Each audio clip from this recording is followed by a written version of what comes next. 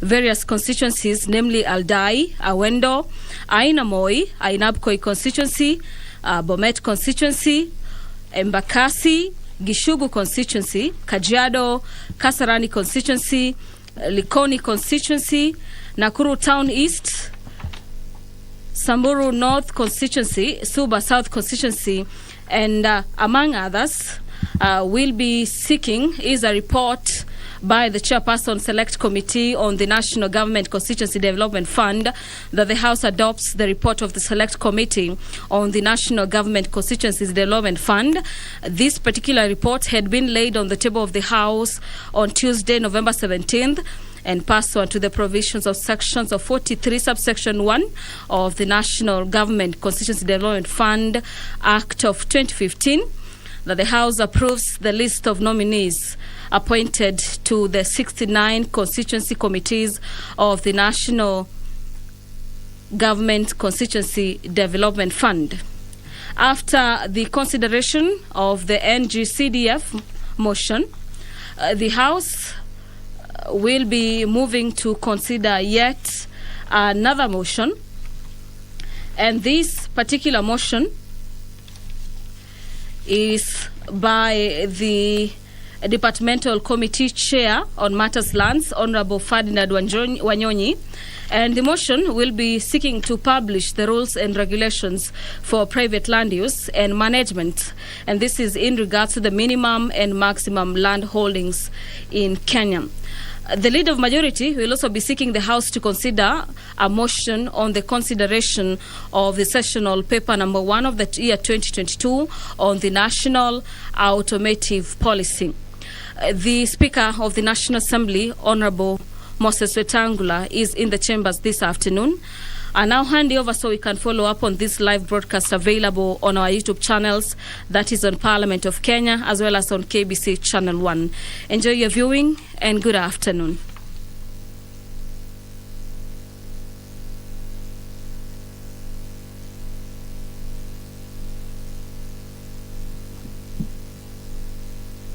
Waheshimiwa na kuombe, ewe Mwenyezi Mungu ambaye kwa hekima na wema wako umeteua wanyadhifa kwa viongozi kwa ustawi wa jamii na utawala wa haki wa wanadamu, tutakusihi utazame kwa neema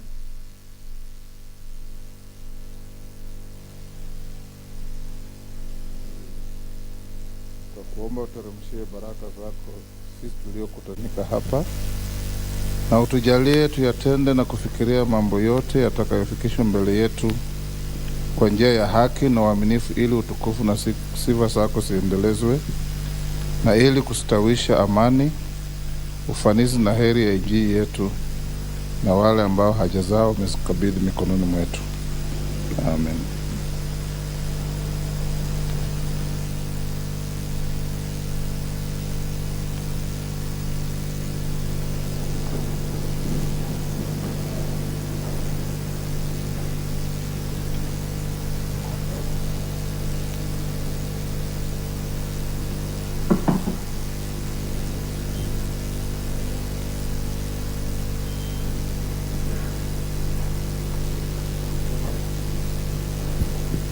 Honorable members, we have quorum to transact business. Clerk.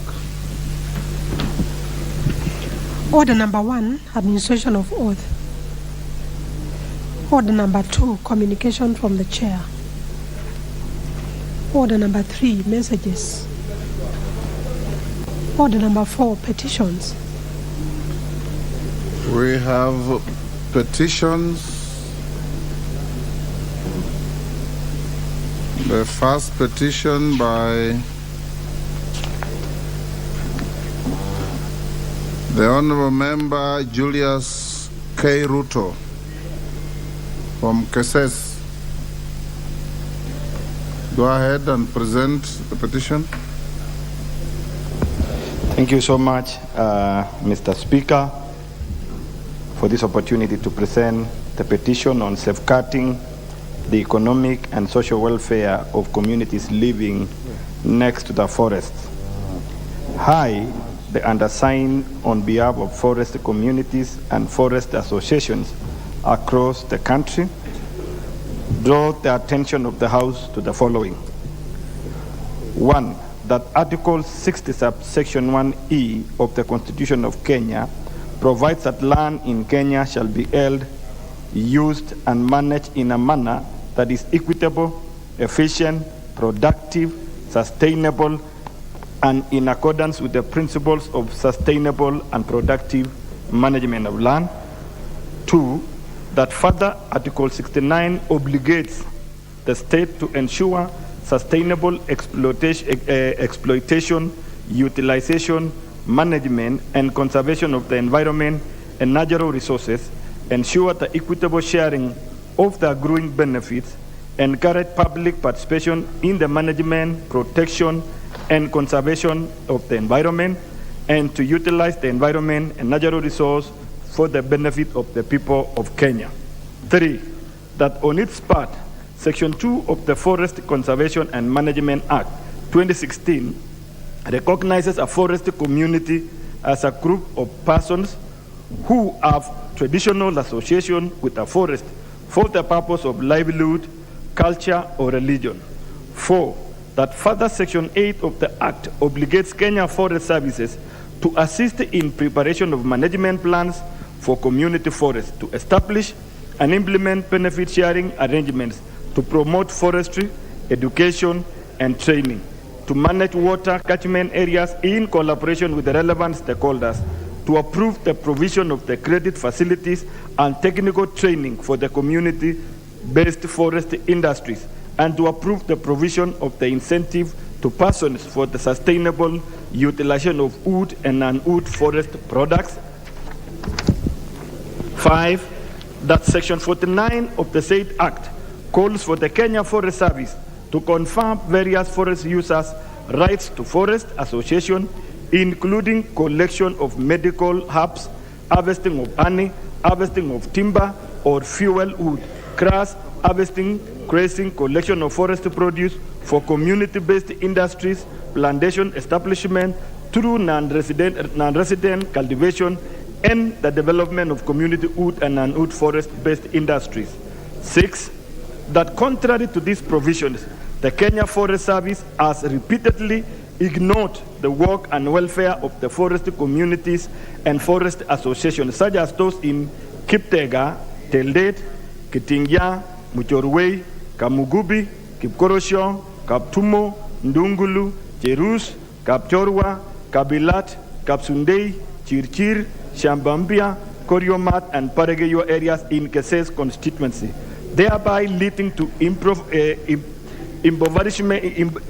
impoverishment and harassment of the residents who use their time, effort, resources to look after this forest, only for logging farmers such as Ripley Company and Compley Company to come and harvest these forest resources. 7.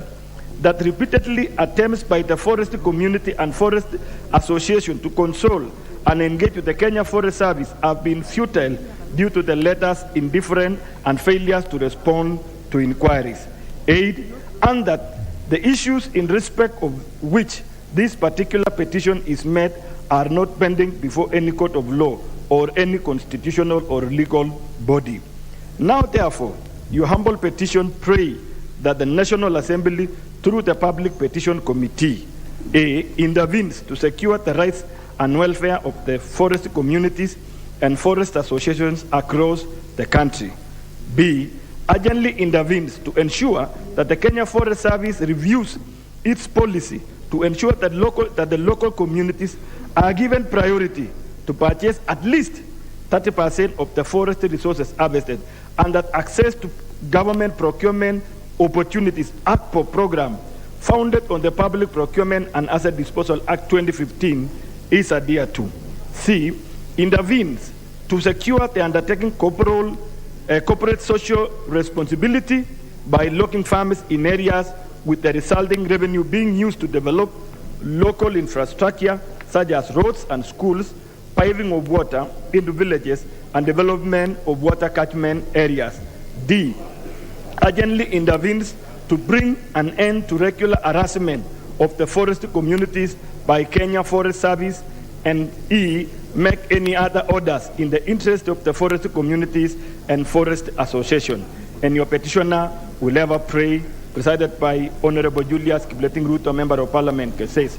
And Honorable Speaker, as I talk to you, we have issues that already arose by the Kenya Forest Services by harassing members of community. One, Tekla Seronei, Lea Misoi, Mse Kipkirong, Joel Kipet, who is now nursing injuries of being patted and insulted by the Kenya Forest Services Rangers. Part of the petition? And Dennis Kipkimboy. Thank you so much, Mr. Speaker. You don't give a petition and start debating it. Eh? Thank you. Yes. I stand guided. The next is the Honorable Vincent Musyoka. Honorable members, there are 3 petitions. After all the 3 have been presented, then you'll have the usual 30 minutes to make comments. Vincent Musyoka. Thank you, Mr. Speaker. I have a public petition number 011/2022 regarding pollution of River Athi. I, the undersigned, on behalf of the residents of Mwala constituency and Machakos County, draw the attention of the House to the following. That 1, Article 42 of the Constitution of Kenya states that every person has the right to a clean and healthy environment. 2, that Article 62(1) of the Constitution defines all rivers as public land, while Article 69(1) mandates the state to establish systems of environmental impact assessment, environmental audit, and monitoring of the environment. That for several years now, River Athi has been blatantly polluted with heavy metals and harmful chemicals. That, Mr. Speaker, the discoloration of the river's water indicates that the pollution source is in Nairobi's downstream section, with various companies openly releasing their sewer and chemical waste into the river. That, Mr. Speaker, the pollution is a serious health hazard that exposes residents of Machakos County to infections such as cholera, skin infections, and dysentery. Mr. Speaker, especially in the view of the fact that most people consume the river's water directly. Mr. Speaker, that number of residents living along the river have already tested positively for cancer, which is directly linked to the presence of chemicals and heavy metals in the river. That further, the pollution is affecting hydroelectric projects initiated by the member from Mwala constituency that is meant to pump water for small-scale farming, since the use of the polluted water for irrigating vegetables and other plants predisposes residents to multiple diseases. Mr. Speaker, that efforts to have the matter addressed by various authorities have not borne fruit, and that the matter in respect of which this petition is made is not pending before any court of law or any constitutional body. Therefore, Mr. Speaker, your humble petitioners pray that the National Assembly, through the Public Petitions Committee, 1, engages the government chemists and the National Environment Management Authority to ascertain the specific chemicals and heavy metals that have permeated the waters of River Athi, in order to use these chemicals to identify the companies responsible for releasing them into the river. 2, secures due compensation for residents affected by the pollution of River Athi. 3, secures thorough cleanup of River Athi through budgetary and related provisions. 4, intervenes to bring an end to any further pollutions and makes proposals for withdrawal of licenses of companies that pollute River Athi and other water bodies in the country. 5, secures demarcation of riparian lands and analyzes the feasibility of making them recreational areas And 6, makes any other appropriate recommendations it deems fit in addressing the matters raised in this petition. And your petitioners will ever pray, presented by yours truly, Kawaya.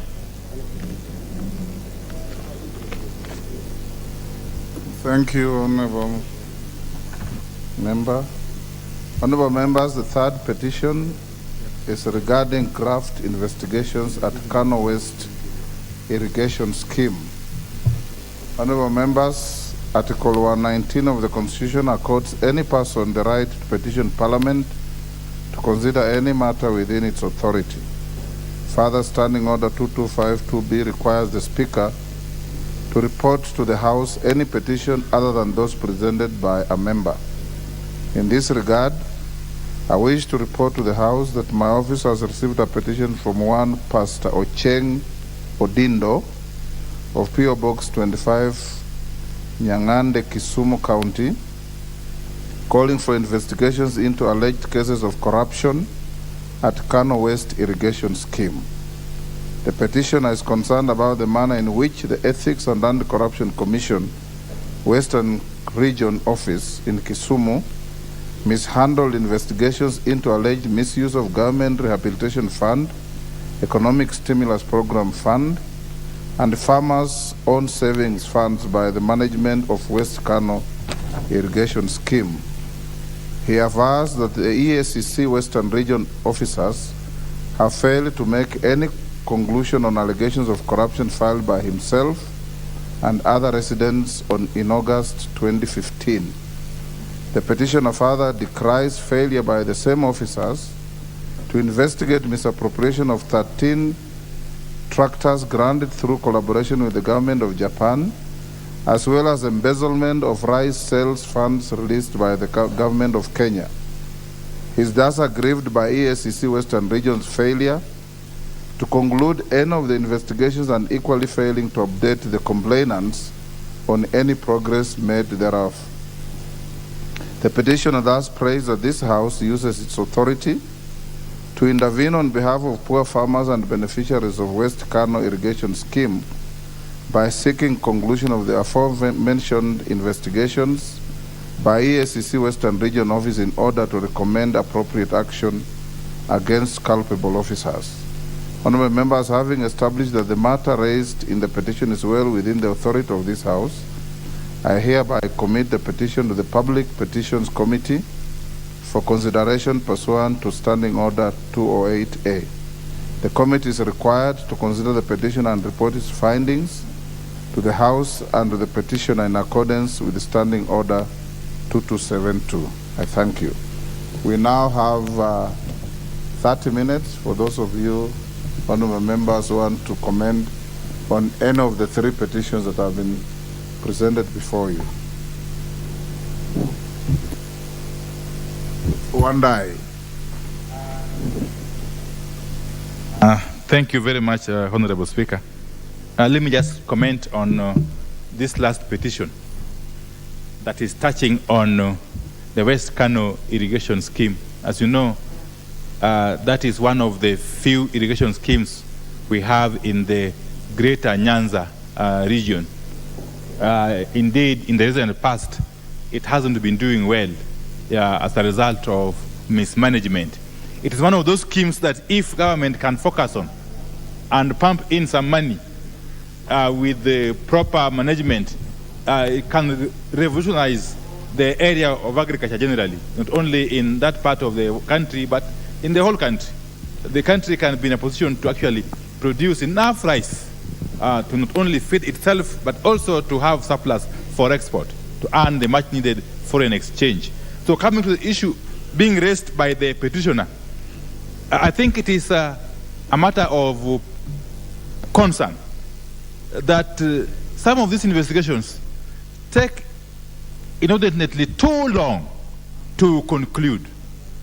I'm aware of investigations sometimes in the county governments which have taken years and years without any conclusion, Mr. Speaker. So I think even as the relevant committee, delves into these matters. Now let us try to implore upon the relevant agencies. I know they are independent and they are not subject to direction from any person or authority, but let us try to implore upon them to have these investigations, once they are initiated, to be completed for us to get the results. And if any criminal culpability is established, the concerned persons be taken to court and charged accordingly, Mr. Speaker, and hopefully secure conviction to serve as a deterrence to those who may want to engage in similar acts in future. Thank you, Mr. Speaker. Thank you, Honorable Wandai. Honorable Posing. I want to believe that honorable members who are on interventions want to speak to the petitions. Give the Honorable Posing. There's a mic next to you. Yeah. I thank you, Honorable Speaker, for giving me this opportunity to make 2 minutes each, members. To make some few comments, particularly on the petition from my colleague on the issue of forest from KSS. Honorable Speaker, as we advise the committee, I want to implore upon the committee to look at it this way, that these people from the forest services have criminalized, Honorable Speaker, communities who live around the forest. They have made them look like criminals, not law-abiding citizens, animals, chasing them day and night. So I want the committee, Honorable Speaker, to look at it that way, that the communities are not criminals. First of all, it should be known that the forest met the people there, or the forest, when they were demarcating the forest, Honorable Speaker, actually the people were there. So we should not be taking people as if they are criminals in their own land. So the committee need to look at that. Number two, if it is protection of forest, it's not only the responsibility of forest services, it's for all of us, including the people that live around that forest, because I come from almost the same place, Honorable Speaker. And therefore my advice is this, as the committee looks at it, that if the forest services are finding that people are going to the forest because of firewood, then they should bring, it's high time, Honorable Speaker, to bring maybe those gas, there was some gas cylinders that were introduced by national oil government some time back, Honorable Speaker. Maybe they need to revisit and give these people who live around the forest so that they don't actually destroy the forest. And finally, to reward the people who live around the forest, rather than criminalizing them, that they should reward them. I thank you, Honorable Speaker. The Honorable Member for Gilgil.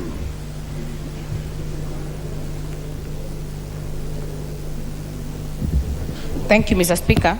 I would like to comment on two petitions. One by Honorable Vincent Kawaya, the issue of pollution. And I think, Mr. Speaker, even as these industrial developments go on, proper environmental impact assessment must be done. And I say that noting like an area like in my constituency called Eburu, where Kengen does the issue of geothermal. There are areas where plants even turn white and members are rendered beggars, Mr. Speaker. So that issue, I support that EIA be done and be incorporated by the communities. Mr. Speaker, the other issue of the corruption and EACC. I think it's time this House also brought this to the attention, that you don't just make big headlines just to make a commotion that you have arrested people with no proper investigations, Mr. Speaker. The issue of Kano, the issue of Oluch Kimira, the issue of Kalalu Gulana, Mr. Speaker, issues that have money, 7 billion, over 7 billion that have been sunk, Mr. Speaker. And yet we don't see the value or the reports about it, and no one takes a responsibility. So I support, and I hope that the committee will go down to actually get the reports to this House. Thank you, Mr. Speaker. The Honorable Oundo.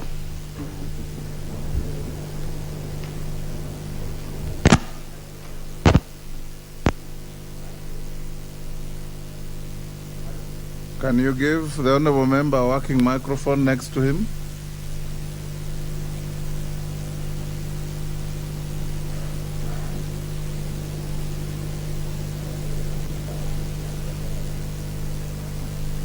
You will be given one next to you. Clerk, there you are. Thank you, Honorable Speaker. Just want to comment on the petition concerning pollution and general the issue of petitions as a whole.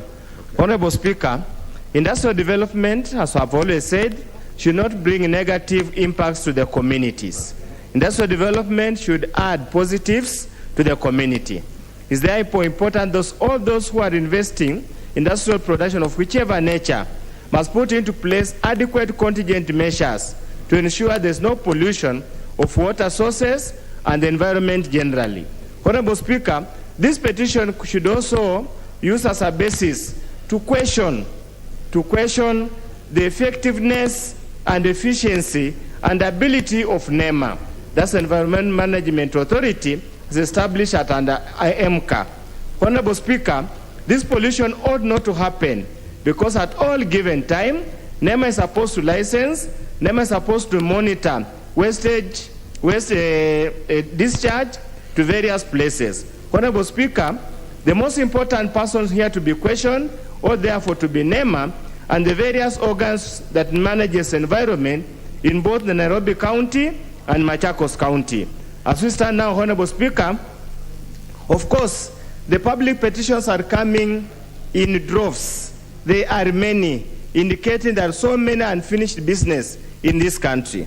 I do hope and pray the Public Petition Committee will not be like how we handled petitions last Parliament, and they'll be able to discharge and hopefully address the issues and report to the members of public in due time. Thank you, Honorable Speaker. Didymus. Thank you, Honorable Speaker. I want also to comment on this petition by Honorable Kawaya. While I support the petition and feel like those who are engaged in industrial development should actually protect the environment, I think my disappointment will go to the National Environmental Management Authority. They have the responsibility to ensure that anybody in this country engages in activities that has a proper mitigation plan to protect the environment. Things like this one, Honorable Speaker, are the one that will wipe out our rivers. This country is endowed with very many rivers that provide livelihood for many farmers or very many people who live along that line. And I think even as the committee investigate this matter, I will want to ask them to focus on the role of NEMA, because their role, Honorable Speaker, is not just to sit at their offices and enjoy the breeze along Mombasa Road. They should ensure that every activity in this country must be in compliance with the environmental laws of this country. Honorable Speaker, I support.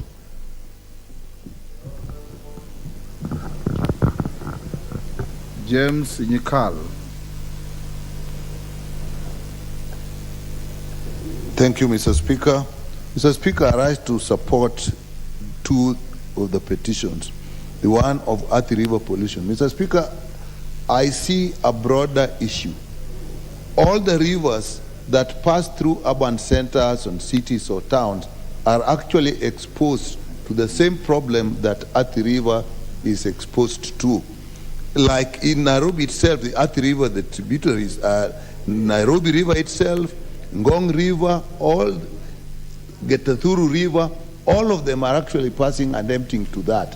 And it's not only that. If you go to towns, you go to Migori, there's River Migori, and many other towns. I think these things should be seen in a broader sense so that when rivers are passing through towns, pollution is strictly controlled so that people downstream do not actually suffer. Because people only see that the rivers are untidy when it is passing through the town. Once it has gone downstream, it is seen as clean and used by other people. Mr. Speaker, I therefore support this petition, but it should look at all the rivers that are passing through towns and even inland lakes. So I support this, Mr. Speaker. The next, Mr. Speaker, is this issue of West Kano irrigation scheme. Mr. Speaker, the irrigation schemes in this country have been a letdown. So when we look at this, I think we should look at all of them. And yet we want more irrigation schemes. Like in that particular area, we are looking at Korusoin irrigation scheme to come. But if this is a problem, how do we spend more money in that? Therefore, I also support this, but they should look in general terms, what is the problem with irrigation schemes? Thank you, Mr. Speaker. Honorable Bowen. Thank you, Honorable Speaker. Mr. Speaker, I want to comment on the petition by the Member of Parliament of Keses on the issue of forest. Mr. Speaker, some of us, we come from a constituency which borders the forest. And if you go around those communities, Mr. Speaker, you will find that the communities, they've been living in those forests for many years. But since the formation of KFS, the forest has been depleted because the most corrupt KFS officers are the ones who are actually harvesting, including the indigenous trees. Mr. Speaker, when the KFS are harvesting these trees, they don't do public participation. Some contractors are awarded contracts to cut down trees from Nairobi. They come to the community destroying their rural roads. And Mr. Speaker, you will find that they harvest almost everything. Mr. Speaker, I want to support also the issue of the pollution, or the petition by Kawaya on the pollution of Athi River. Mr. Speaker, many industries in the industrial area, they don't have a proper waste management. Mr. Speaker, it's upon the NEMA and even the committee of this House to look into that issue, Mr. Speaker, because we have seen many people downstream who are planting crops. The rivers, they are never utilized again. I want to support the petition, Mr. Speaker. Rachel Nyamai.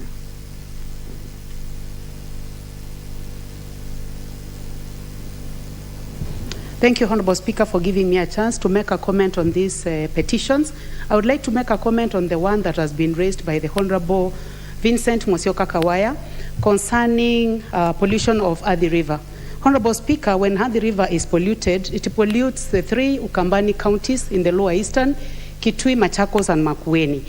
Honorable Speaker, in my constituency where this river Athi flows, my constituents are using water which is green in color. And when it is not rainy, or when there isn't a lot of water in the river, the water becomes cleaner. But, Honorable Speaker, that water is not good enough for human consumption. I would like to ask the committee, as they look at it, to be bold enough and ask the institutions that can test the water, so that they are able to identify what impurities are in that water, call out on those companies, so that this matter is brought to rest, because it was raised in the 12th Parliament and nothing much was done.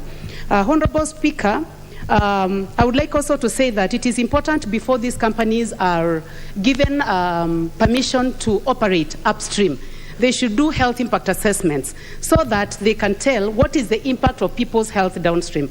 Honorable Speaker, I would like also to congratulate the pastor who has raised the matter on corruption in Kano West Irrigation Scheme, and to say that as they look at this matter, they can go beyond the regional area of Kisumu Anti-Corruption Commission office and move towards the national office, so that they do not deal with the people who may be causing the problem. Thank you, Honorable Speaker. The David Speaker.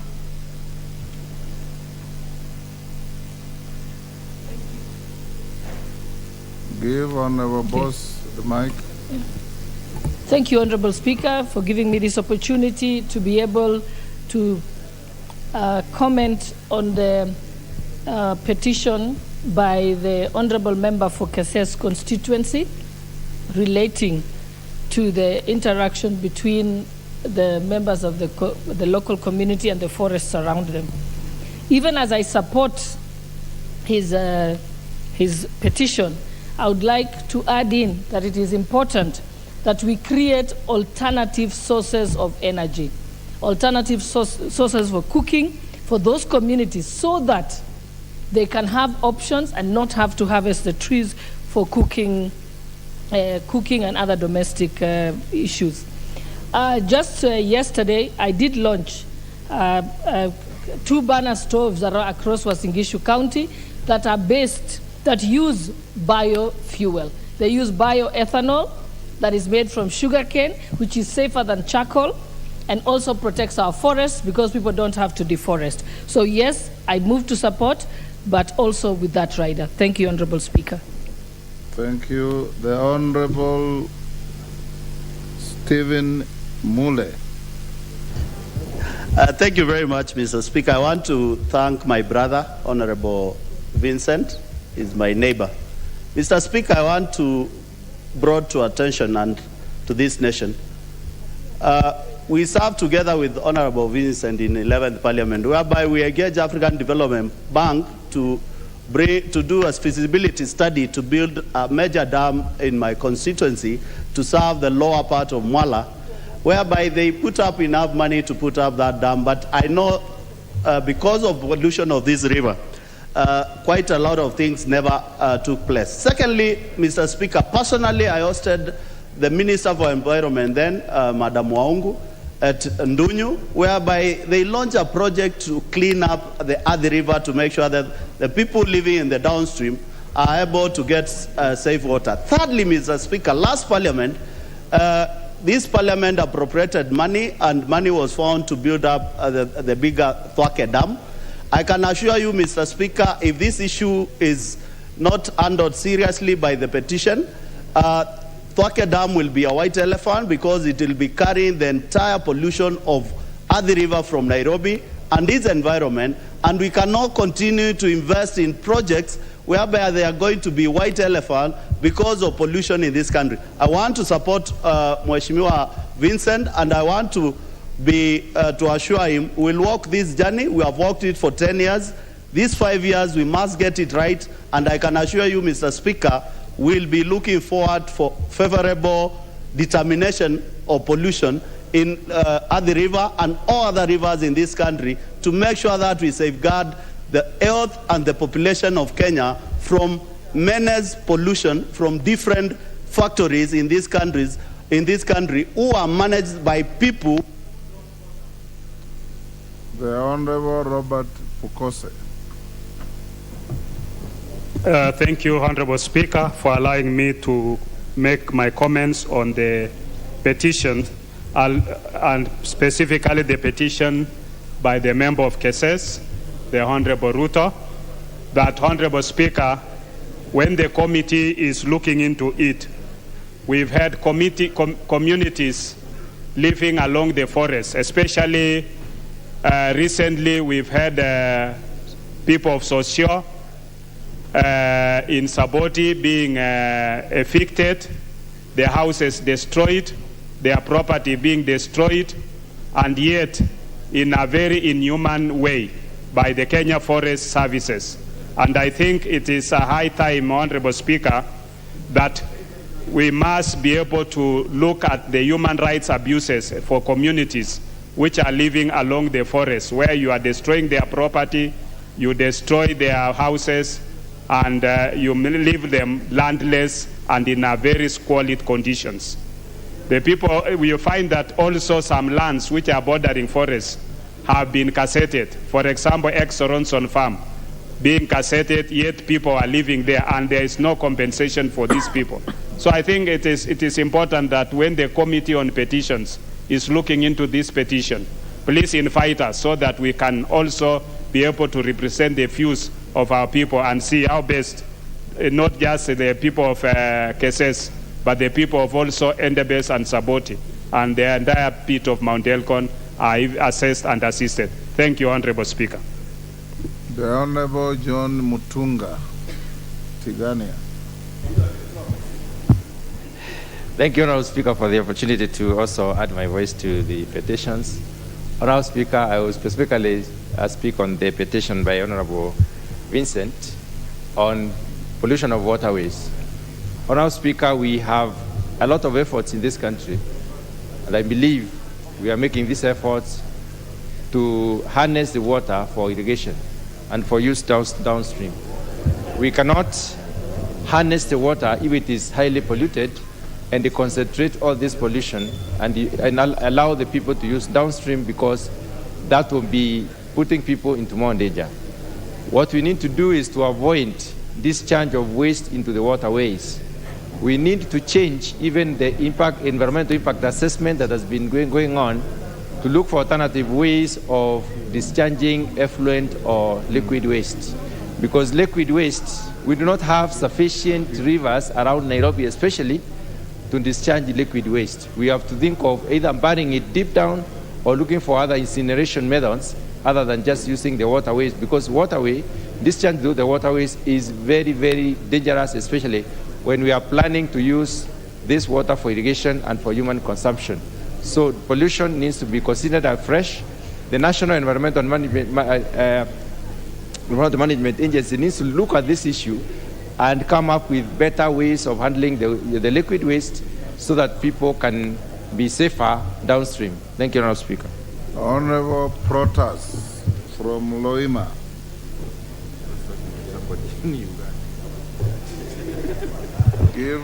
Thank you, Mr. Speaker, sir.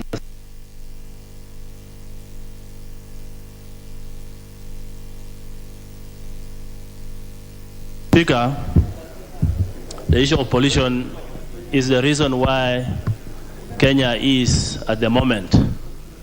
The issue of climate change, the issue of global warming is because of because of pollution. And the organizations that have been mandated to enforce some of these laws that we are making here are unable to do that. NEMA for sure has not been able to do its work, because I remember when the issue of polythene papers were banned, some of these polythene papers were still able to make their way into Kenya through our borders in the watch of NEMA. So NEMA has to wake up and be able to do its role. Otherwise, this climate change and global warming will continue and our people will perish forever. Thank you, Mr. Speaker, sir. I support. Makali Mulu. Honorable Makali Mulu. Yeah, thank you, Honorable Speaker. Honorable Speaker, I support all the three petitions, but I want to raise issues of concern to two of them. Honorable Speaker, I want to start with the petition by Honorable Musyoka, the pollution of our rivers, and more specifically, Athi River. Honorable Speaker, this issue of pollution of Athi River was raised in the 11th Parliament. It was raised in the 12th Parliament. It is now being raised in the 13th Parliament. And what I'm asking myself as I sit here, Honorable Speaker, is, has this House become a talking shop? Because really, I'm sure those two parliaments, Honorable Speaker, must have resolved that some action must be taken. So even as we discuss these petitions, Honorable Speaker, I think it's important as a House we agree how do we then move forward in a situation where decisions have been made by this House and there is no implementation. On the petition, the corruption, Honorable Speaker, the pastor from Kisumu, to me, I think the most important question is EACC, and there is that perception, Honorable Speaker, that EACC, even though they are supposed to be addressing issues relating to corruption in this country, they are also having issues themselves. And the question is, who is supposed to watchdog this watchdog, Honorable Speaker? Because really, I think really, Honorable Speaker, there are issues, and as a House, we really need to discuss, Honorable Speaker, through your leadership, on how to handle issues where Kenyans are raising issues with the EACC. Because when you go to the counties, many counties are complaining. The assemblies are saying they have put issues to the EACC, but nothing seems to be much to be done in terms of investigation and concluding on this matter. So even as we support these petitions, Honorable Speaker, to me those are the fundamental questions to ask as a House and agree on how we move forward. Thank you, Honorable Speaker. Justice Kemei, Honorable.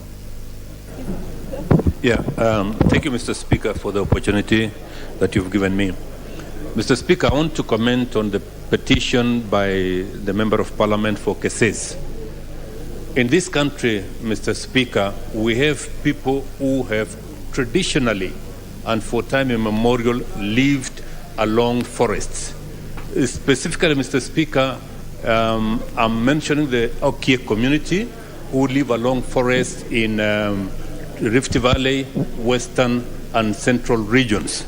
Mr. Speaker, this community needs the protection of this House When they go to the forest, Mr. Speaker, they are not loggers, they are not thieves. They simply go there for simple livelihoods, Mr. Speaker, of collecting firewood once in a while, and mostly, Mr. Speaker, to harvest honey, which they rely on for survival, Mr. Speaker. So I want to encourage the Public Petitions Committee that when they look at this, the rights of the people of these communities who live along the forest must be protected. Secondly, Mr. Speaker, when you look at them, they've got no means of livelihood. So when the chance to log trees is available, Mr. Speaker, these communities need to be considered so that they can also have a means of livelihood. Thank you, Mr. Speaker, and I appreciate and I support. Thank you. The last on this, Beatrice Elach. Thank you, Mr. Speaker. I also rise to support the petition of Honorable Kawaya. Mr. Speaker, as we speak about pollution, and we've just finished COP27 where we've talked about climate change, looking at the river at the moment and the ecosystem of just at the river, and looking at Nairobi specifically, Mr. Speaker, that has also a lot of pollution, and that pollution ends up into at the river, where people are also doing agriculture, and that's how we've ended up having a lot of cancers because of what we are using as water. I think, Mr. Speaker, is important, first of all, for Neema. It is either this House to relook at Neema, relook at what is the mandate of Neema. Why are we having all these challenges, yet we have an institution that needs to deal with it? And therefore, Mr. Speaker, as I support, I think when they are looking at the petition, they need to look at the institutions that are supposed to deal with companies. Have we just accepted? Is it corruption that is choking us, that we are able to just give in and kill our people instead of being firm and ensuring that companies that throw waste into the rivers must be charged, must be closed? Their licenses, as Kawaya says, must be terminated, so that then we will have the seriousness, and then we come and now sensitize all the citizens that it is indeed, these are our rivers, especially Nairobi River, Mr. Speaker. As Nairobi, we must clean Nairobi River for Athi River to be clean. And therefore, I want to support him and to say, as Nairobi, we will walk a journey with you, because it starts with us as it pours to Athi River. Thank you, Mr. Speaker. Thank you, Honorable Elache. There are 2 minutes to go on this. I'll give Bissau Kakai 1 minute and Meli 1 minute. Thank you, Mr. Speaker, sir. I thank Honorable Ruto for bringing in that motion on welfare of the forest communities. If you look at Trans Nzoia, we've got 3 water towers, but critically, the forestry department has sort of undermined the communities that are originally around the forest. And what we'll say, Mr. Speaker, it will be good if within the corporate social responsibility of the forestry authority to try and look at these communities as partners in terms of even planting more trees, and even when it comes to issues like employment, motivation, because originally these communities are the ones who understand also the advantage of forests. And again, Mr. Speaker, if you find a place where there's been deforestation or cutting of trees, it's because the corrupt officials from forestry have actually to kick out the original communities that have resided there and bringing in... The last 1 minute for the Honorable Meli. Thank you, Honorable Speaker. Honorable Speaker, I want to thank the petitioners for the two petitions, mainly Honorable Kawaya and Honorable Ruto. Honorable Speaker, I want to really ask this House to really take it seriously, that the people who live along forests owe the country a lot. It's because they are the ones who have actually taken care of this forest for many years. In my constituency, Honorable Speaker, we have a number of them in Kipkurere and even communities like the Okiek who actually rely on forest for honey and for food. So what the government needs to do is to actually allow them, motivate them to take care of this forest and at the same time earn a living out of it. On the issue of pollution, Honorable Speaker, I remember it was in this house when we discussed the issue of the Athi River. And this one was passed and it was taken to the implementation committee. I think it is high time that we really have to take punitive measures against. Honorable members, the 3 petitions are committed to the Public Petitions Committee to transact and report back in the prescribed time. Honorable members, I wish to recognize students and teachers from the following schools seated at the Speaker's Gallery. Nova Pioneer School from Eldoret, Alliance High School, Kikuyu. On my behalf and that of the House, I wish to welcome them to the National Assembly. I thank you. Next order. Order number 5, papers. Majority Leader. Thank you, Honorable Speaker. Honorable Speaker, you know the Deputy Speaker and the member for Ndebes had a problem with me foot thumping for the school. As you appreciated the schools present, and the member for Ndebes knows the school is in the Speaker's Gallery. The school, of course, is the Alliance High School. And I don't need to say, Honorable Speaker, what we all say. Honorable Speaker, I beg to lay the following papers on the table of the House today, Tuesday, November 16th, 2022. Legal notice number 194 of 2022 relating to the capital markets, licensing requirements, general amendments number 2, regulations 2022, and the explanatory memorandum from the National Treasury. 2, draft public finance management, financial inclusion fund regulations 2022, and the explanatory memorandum from the National Treasury. Honorable Speaker, for the benefit of members, those are the regulations on the Hustler Fund. 3, annual status report on water, sanitation and irrigation from the Ministry of Water and Sanitation and Irrigation. 4, report on human-wildlife conflict compensation claims approved by 25th February 2022 and not paid as at 30th June 2022 from the Ministry of Tourism and Wildlife. 5, 15th edition of biannual report on the status of alcohol and drugs control in Kenya for the period covering 1st July to 31st December 2021 by NACADA. 6, the Public Financial Management Reform Secretariat Communication Strategy for the period 2018 to 2023 from the National Treasury. 7, the annual report and financial statements of Kirinyaga University for the financial year 2020-2021. 8, annual report and financial statements of Kenyatta National Hospital for the financial year 2018-2019. 9, quarterly economic and budgetary review for the first quarter of the financial year 2021-2022 for the period ending 30th June 2022 from the National Treasury. 10, the biannual report for the period July to December 2021 from the Commission on Administrative Justice. 11, county government's annual budget implementation review report for the financial year 2021-2022 from the Controller of Budget. 12, the performance audit report on monitoring and artisanal mining operations by the Ministry of Petroleum and Mining. 13, annual public debt management report for the financial year 2021-2022 from the National Treasury. 14 is the report on the state of the judiciary and the administration of justice for the financial year 2021-2022 from the judiciary. 15, the 8th and 9th batches of nominees to 18 National Government Constituency Development Fund committees, including a revised list for Wajir West constituency from National Government Constituency Development Fund Board for the following constituencies: Emurua Dikir, Kabondo Kasipul, Kandui, Kiambu Town, Kibwezi West, Kilifi South, Kiminini, Kinango, Lugari, Mukurweini, Mwingi North, Ndia, Sirisia, Juja, Runyenje, Stigania East, Wajir West, Turkana North, and Turkana West. 16, a revised list of nominees for Kilifi North and Gilgil constituencies from the National Government Development Fund Board.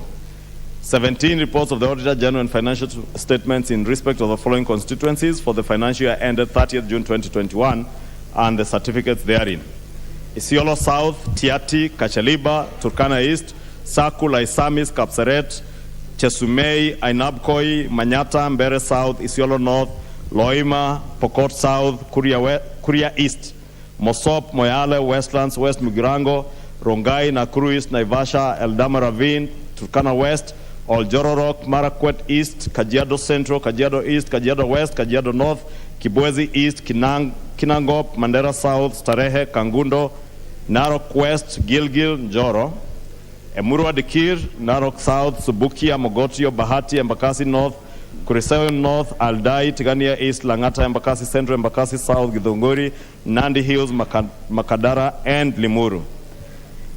18, reports of the Auditor General and financial statements.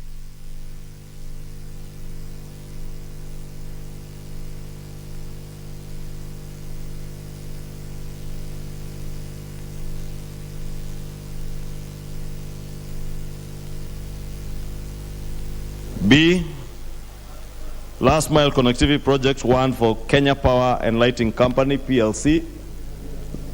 C, Last Mile Connectivity Project 2 by Kenya Power and Lighting Company, PLC. Kenya Transport Sector Support Project by the State Department for Infrastructure. Water and Sanitation Services Improvement Project by the Lake Victoria North Waterworks Development Agency. The Credit Guarantee Scheme by the National Treasury, Kenya Town Sustainable Water Supply and Sanitation Program by the Tana Waterworks Development Agency, Central Bank of Kenya, Multinational Lake Victoria Maritime Communication and Transport Kenya Maritime Authority, and Kenya Health Sector Program Support 3. Honorable Speaker, allow me to correct that because it read financial statements in respect of the following constituencies. These are not constituencies. Should have read reports of the Auditor General and financial statements in respect of the following state agencies for the financial year ended 30th June 2022. I think there was a typo from the clerk's office in respect to that. Thank you. Because those are not constituencies. But also allow me, Honorable Speaker, like you did, to welcome the school members of the class from Alliance High School, where I schooled way back in 1994 and served as a Smith House captain. And so did the Honorable Clive, also schooled there most recently. Thank you, Honorable Speaker. And of course, the Honorable Stanley Manduku and the Alliance High School should feel welcome to the House. Thank you, Honorable Member. Next order. Order number 6, notices of motion. Member for Mosop. Honorable members, before the member for Mosop takes the floor, I received 2 identical motions of adjournment from the member for Mosop, which came earlier, and the member for Madare, the Honorable Olwach. I have allowed both motions to be debated this afternoon, but we'll only have a notice of motion from the member for Mosop. Go ahead. Yeah, Honorable Speaker, thank you for this opportunity. Honorable Speaker, as pursuant to standing order. Honorable Member, there is a point of order from the member for Mgwen. What is out of order? Give the member for Mgwen the mic. Thank you, Mr. Speaker. I rise pursuant to the standing order number 86 on the proceedings of select committees, which reads, no member shall refer to the substance of the proceedings of a select committee before the committee has made a report to the House. As a member,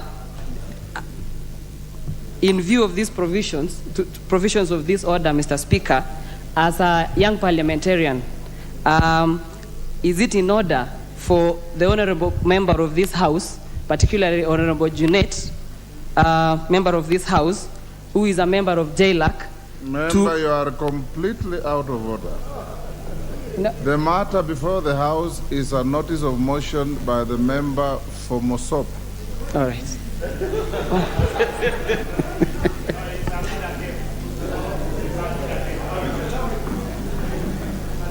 There is nothing to finish, you and I. The member for Mgwen, order, honorable members, the member for Mgwen, if you have an issue that you want to raise, other than the matter being debated on the floor, you approach the chair or the clerks at the table, then they will guide you on how and when to raise it. For now, what is on the floor is a notice of motion to adjourn the House to debate a matter that the honorable member for Mosop, your neighbor, is about to raise. Honorable member for Mosop. Okay. And your notice will be like a notice given by the member for Madare as well. Thank you. Thank you, Mr. Speaker. Honorable Speaker, pursuant to Standing Order number 33-1, I rise to seek leave for adjournment for the House in order to discuss a definite matter of urgent national importance regarding importation of genetically modified organic GMO maize into the country. Honorable Speaker, on Thursday, the 17th November 2022, the government, through the Cabinet Secretary for the Ministry of Trade, Investment and Industry, announced an intention of allowing duty-free importation of 10 million bags of GMO maize over the next 6 months. However, this move will disadvantage farmers from maize-growing areas who are currently at the harvesting season. The waiver of the ban comes at a time Kenyan bread basket areas of Uasin Gishu, Trans Nzoia, Narok, Laikipia, Nakuru, Elgeyo Marakwet, Kakamega, Kericho, and Nandi counties, among other regions of the country, could prompt farmers to release more of the produce to the market before the influx of the cheaper GMO maize imports, and consequently adversely distressing the prices due to effects of supply and demand. Honorable Speaker, in addition, the proposed importation of GMO maize come at a time when questions on whether or not to allow GMO crops and products to be cultivated or imported into the country. This is in relation to alleged risk associated to such products. Honorable Speaker, this is against this background that I seek your leave for the adjournment of the House to discuss this matter of national concern on importation of genetically modified organic maize into the country and its effects in its local farmers. Thank you, Honorable Speaker. I give this notice and I have support of over 30 members. I'm asking them to rise.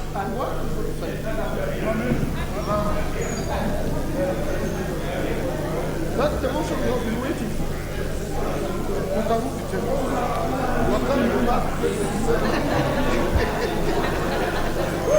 You are coming back.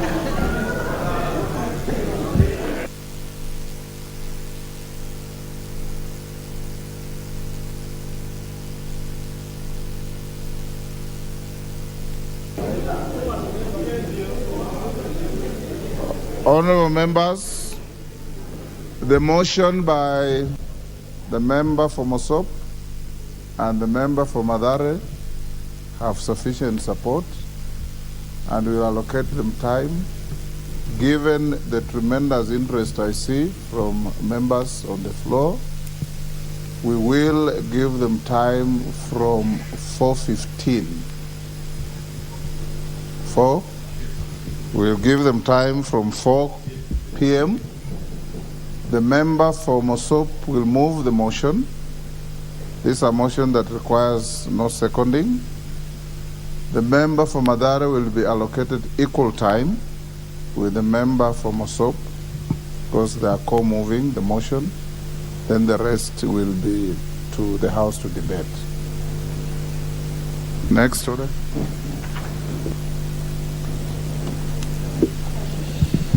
Order number 7, questions and statements.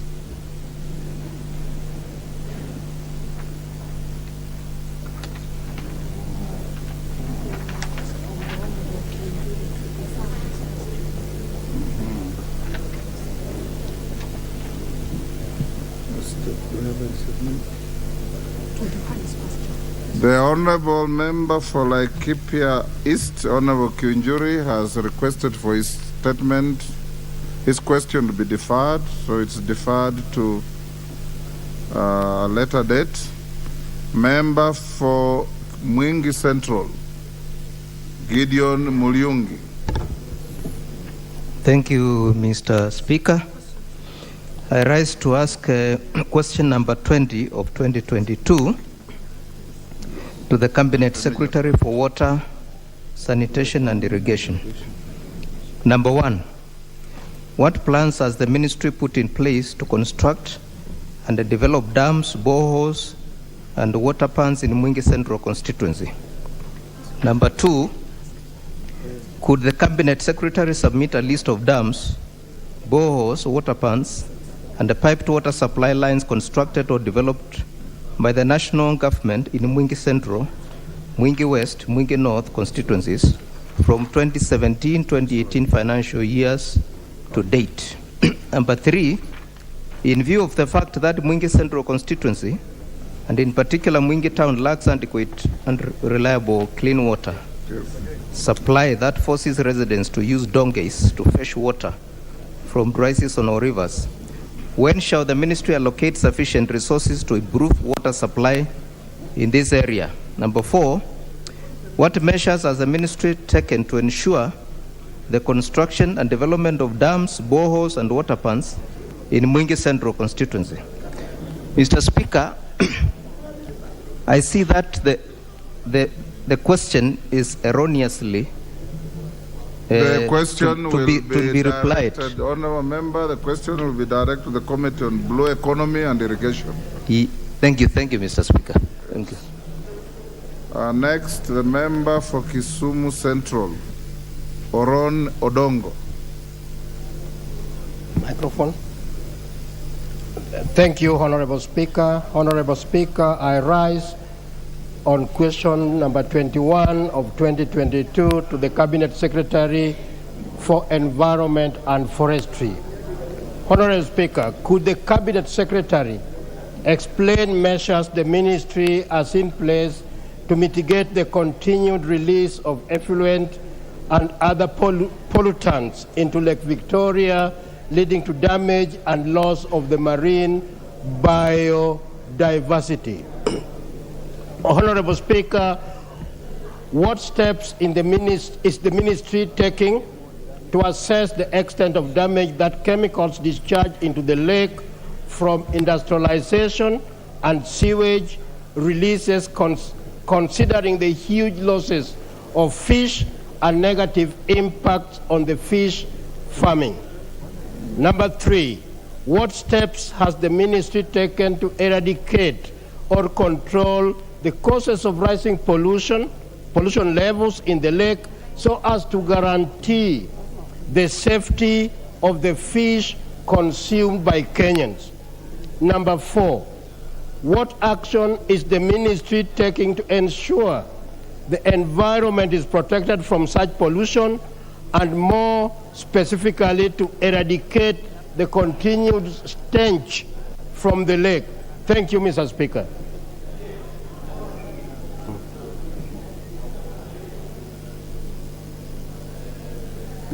Thank you, Honourable Member. The question is committed to the Departmental Committee on Environment, Forest and Mining. Member Fondiwa, Martin Owino.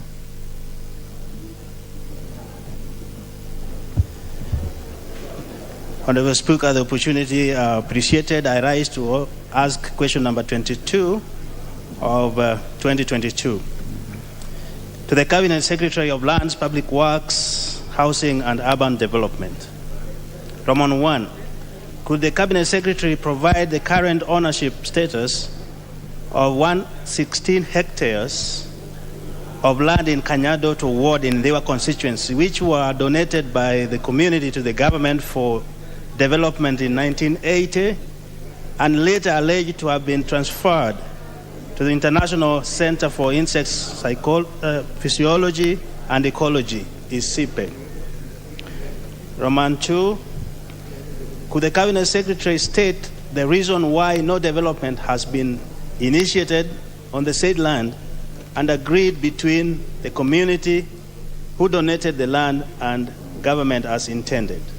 The last one, number 3, considering that no government development has been undertaken on the said land, as intended for the last 40 years, could the government undertake either compensate the families which donated the land or revert to the rightful owners?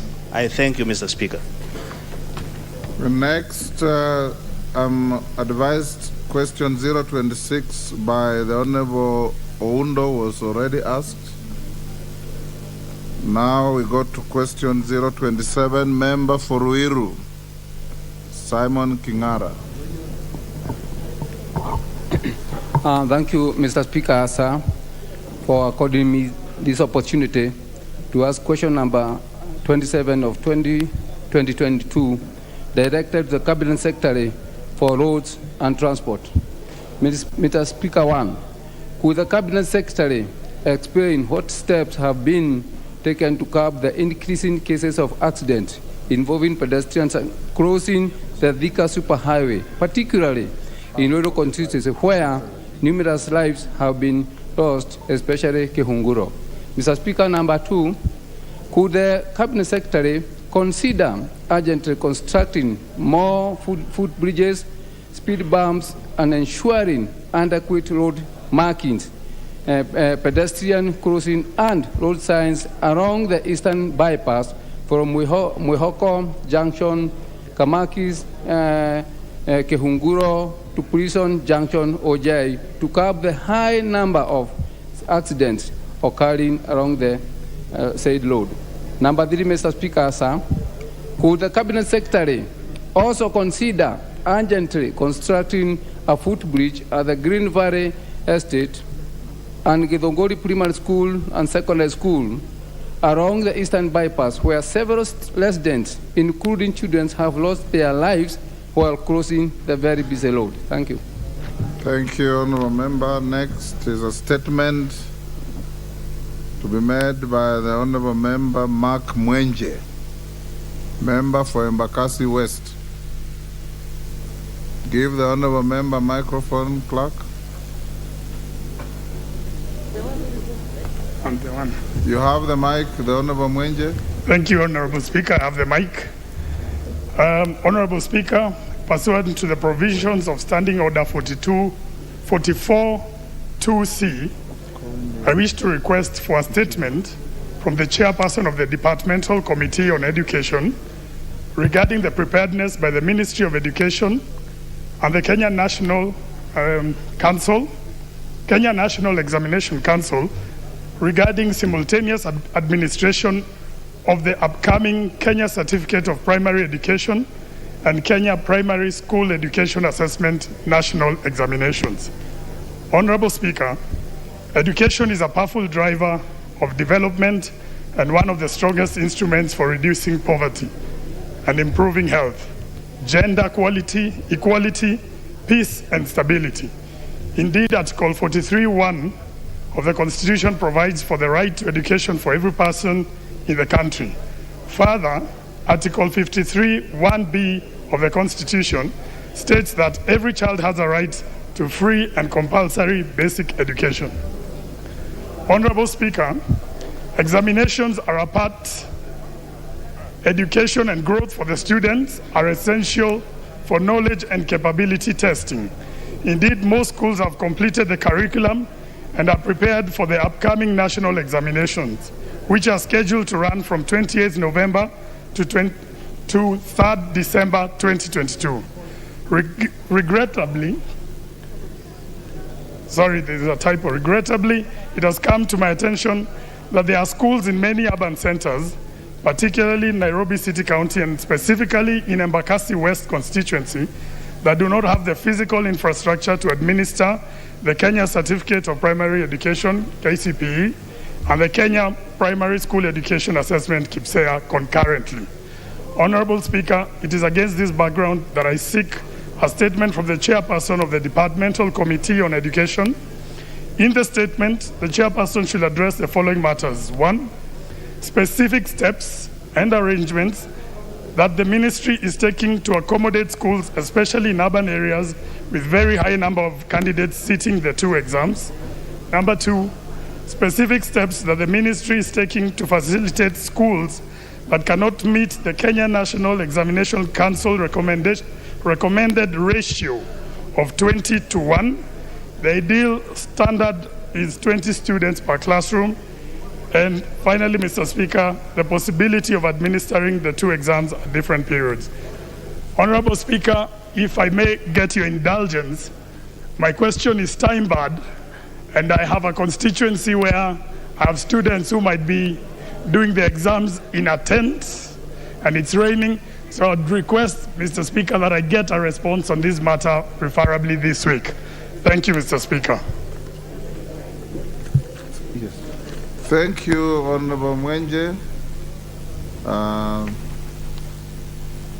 Honorable members, we will, yes.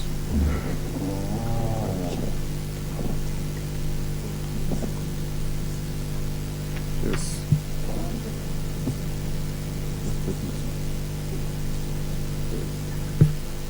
The chairman to whom the statement is directed is in the house.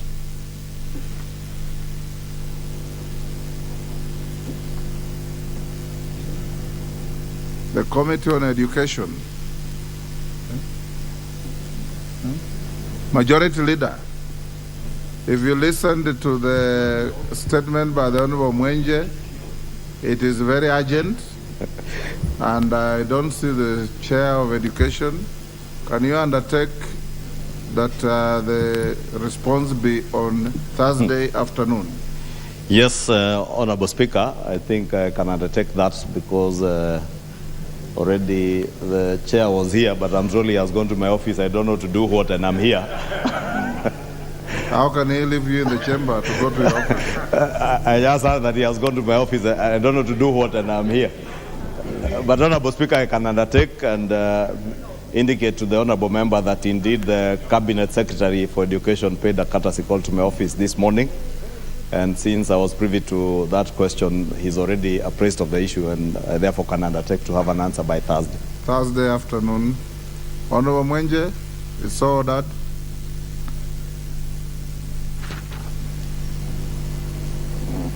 Next order.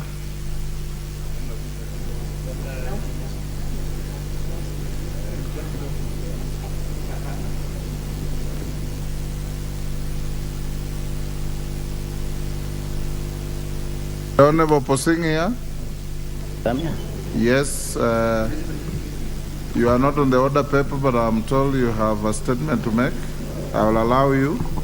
Yes, I thank you, Speaker, and you have approved the statement. So thank you, Speaker. Honorable Speaker, pursuant to Standing Order 44.2c, I wish to request for a statement from the Leader of Majority Party regarding the planned importation of 10 million bags of maize for 6 months period, Honorable Speaker. Honorable Speaker. Statement is directed at you. Very critical. National interest. Thank you, Honorable Speaker. Honorable Speaker, according to Honorable Speaker, while millions of Kenyans are facing severe hunger due to drought, the move to allow importation of maize into the country for the next 6 months will jeopardize several farmers who are due to harvest and are already harvesting, Honorable Speaker, this month of November and December. Honorable Speaker, according to the maize production forecast of November 2021 by the Ministry of Agriculture and Livestock Development, the maize farmers in North Rift produced, Honorable Speaker, more than 18 million bags of maize, Speaker. Speaker, further, many farmers from the food basket counties of Trans Nzoia, Uasin Gishu, West Pokot, Baringo, Elgeyo Marakwet, Nakuru, and Bungoma have invested colossal amount of money, Honorable Speaker, on farm inputs, which is estimated at 60,850 per acre, and are exposed and are expecting to harvest about 25 bags per acre in the upcoming harvest season. Speaker, further, it is against this background that I seek for the statement from the Leader of Majority Party to inquire into and report on the following. Number one, reasons why the government is determined to import the 10 million bags of maize when farmers are likely to produce even more than that, Honorable Speaker. Number two, could the government consider halting the planned importation of the 10 million bags of maize to create market for the maize that is likely to be harvested by our local farmers? And finally, Speaker, three, could the government consider opening the National Cereals Board in this country to buy maize from the farmers at a cost of minimum 3,600? I thank you, Honorable Speaker. Majority Leader, when can you respond to that statement? Honorable Speaker, I am really wondering whether, Honorable Speaker, this statement has not been expended by the notice of motion that the member for Mosopa has already given in relation to this discussion, because it's very similar to the issues that are bound to be debated in the adjournment motion. However, Honorable Speaker, Honorable Speaker, there is now a substantive chair of the Committee of Agriculture, and I thought maybe the leader should have directed that to the relevant committee. And I'm also sure he's well aware that the statistics given for 2021 from the Ministry of Agriculture, that the projections are also true. These are accurate figures, and the projection for the expected harvest this year is close to 30 million bags. And the Honorable Kosing, coming from the North Rift and being a good partaker of ugali, knows that our normal average consumption per year of maize is in the region of 40 to 45 million bags. So there already be a shortage, but let me relay this to the ministry to be able to provide an answer. But more profoundly, Honorable Speaker, I just want to beg again that we hasten the review of our standing orders, because it's also not in order for myself to be pretending to be answering these questions or the chairs. We just be relaying messages that are coming from the executive to allow members of the executive to come and address those matters before the House. But with those few remarks, Honorable Speaker, I think they are good issues of concern, but I thought they are issues that we could also have addressed during the adjournment motion. But also, the Honorable Kosing is smiling mischievously because he knows the answers. He knows with a shortage of over 10 million bags, unless farmers, and Honorable Speaker, allow me to take this opportunity to speak to our farmers, because our farmers, yes, Honorable Speaker, Junet? Our farmers, Honorable Speaker. Honorable Junet, what's out of order? Mr. Speaker, thank you for indulging me. Mr. Speaker, is it in order for the majority leader to behave in a manner that like he's answering the question on behalf of the executive when he's supposed to go and fetch for answers from the executive? Mr. Speaker, stick to your role. You refuse to be a minister on your own volition. Stick to your role.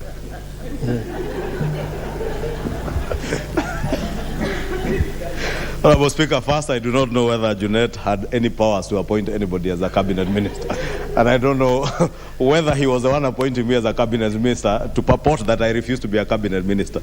I believe if I desired and His Excellency the President found me befitting, he would have engaged me. But the coalition you belong to, Honorable Junet, had no opportunity to appoint anybody to any position of a cabinet secretary. And Honorable Speaker, I was not pretending to be answering. I was just speaking to facts. And those facts are within the public domain, that we project to harvest close to 30 million bags this year, and our normal consumption is about 40 million bags. So there will definitely be a shortage of maize.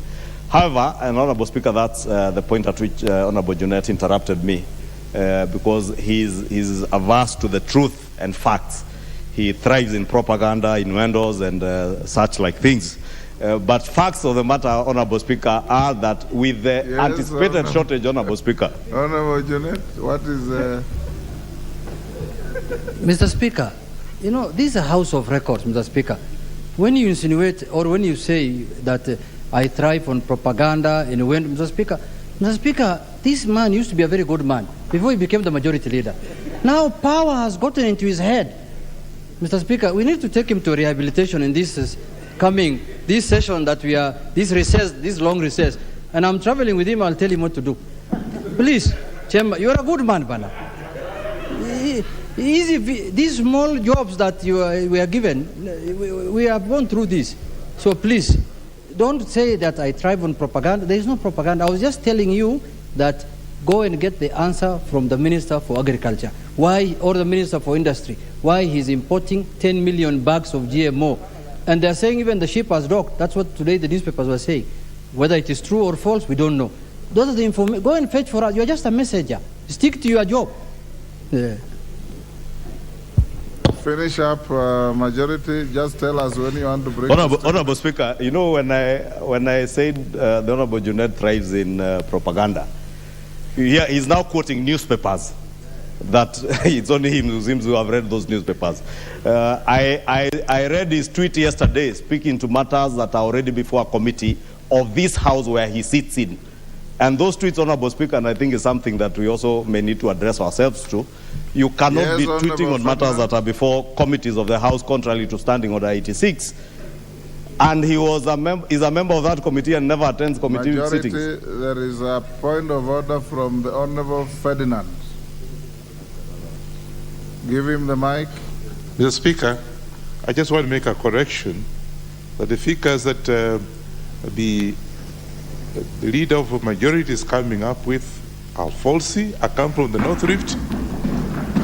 What there is that we estimated, and in fact, Mr. Speaker, there are farmers who have refused to sell maize for the previous season. If you add up this, we are talking about 38 million bags. So the figures that the leader is coming up with, I want just to correct him in good faith that I'm not correct. Thank you. Thank you, Honorable Speaker. And now that is advice now, Honorable Speaker, that the House can take, because the Honorable Ferdinand Wanyonyi not only represents farmers, but he's also a maize farmer. And he's speaking facts. And it's only that probably he didn't get. I said the estimated harvest for this year is about 30 million bags. But I was also saying I take this opportunity to speak to our farmers. And that is where now we converge with Honorable Wanyonyi, that indeed there are farmers who are holding maize. And some farmers are actually holding maize. And that's why I wanted to speak to our farmers to allow the forces of demand and supply to prevail. Because what will happen if farmers continue holding maize, then you may force importation to check in, and then the market is flooded with maize, and the prices will come down. So I just want to plead to farmers, even as we seek answers from the ministry, because this is not something that I even need the ministry to answer, Honorable Junet. I am a student of economics, and I know the forces of demand and supply. If farmers continue holding maize, and as they wait for prices to go up, if government then decides there is no supply of maize and imports, the prices will come down. So it's only fair to advise our farmers, those who are holding maize from the last harvest and those who are harvesting now, to release that maize to the market to help our people be able to consume maize that is affordable, Honorable Speaker, and for the Honorable Junet to access. And therefore we'll be seeking for an answer from the ministry and give an answer in the next 1 week, Honorable Speaker. Honorable members, Honorable Majority Leader, when are you or the committee chair bringing a response to that statement? Can we do it on Tuesday afternoon? Tuesday next week? Indeed, Honorable Speaker, I had indicated in 1 week, which comes to Tuesday next week. And I hope the Honorable Junet will be in the chamber, Honorable Speaker. Honorable Proceedings, your response will come on Tuesday afternoon. I thank you, Honorable Speaker, for actually bringing the leader of majority to action. I thank you, Honorable Speaker. But let me also tell him, we also elected with him. This is the third term. He's insinuating something that he thinks I don't know. Let me correct him, Honorable Speaker. What did he say? You gave us that we are now veterans. He's also a veteran. That it is the same as what Honorable Kirwa sought in terms of the debate later. Speaker, you know A debate like that has no question and has no obligation, has no answer, has no vote. It just ends. So what next is just opinion. In fact, it's actually almost a talk show.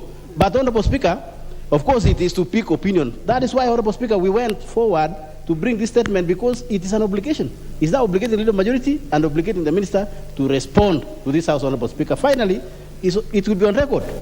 This debate of 10 million and farmers losing is likely to continue, Honorable Speaker, and that will be on record now to be followed after that, Honorable Speaker. I thank you. You're anticipating an answer. You've asked a question or made a statement, and you've been told you'll get a response on Tuesday. Hold your horses.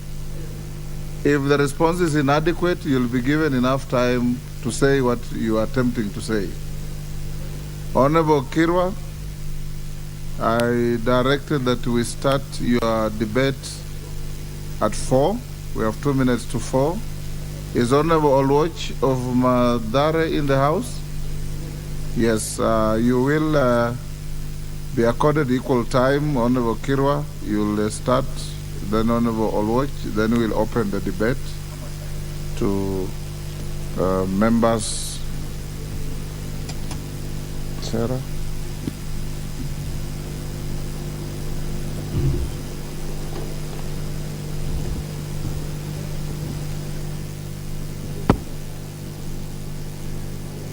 One of the two members will have 10 minutes.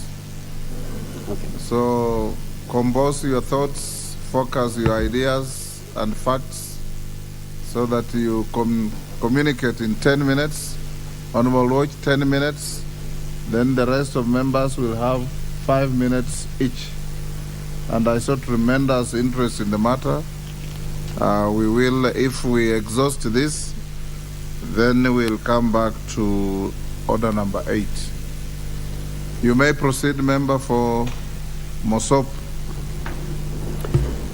Honorable Speaker, I beg to move a motion.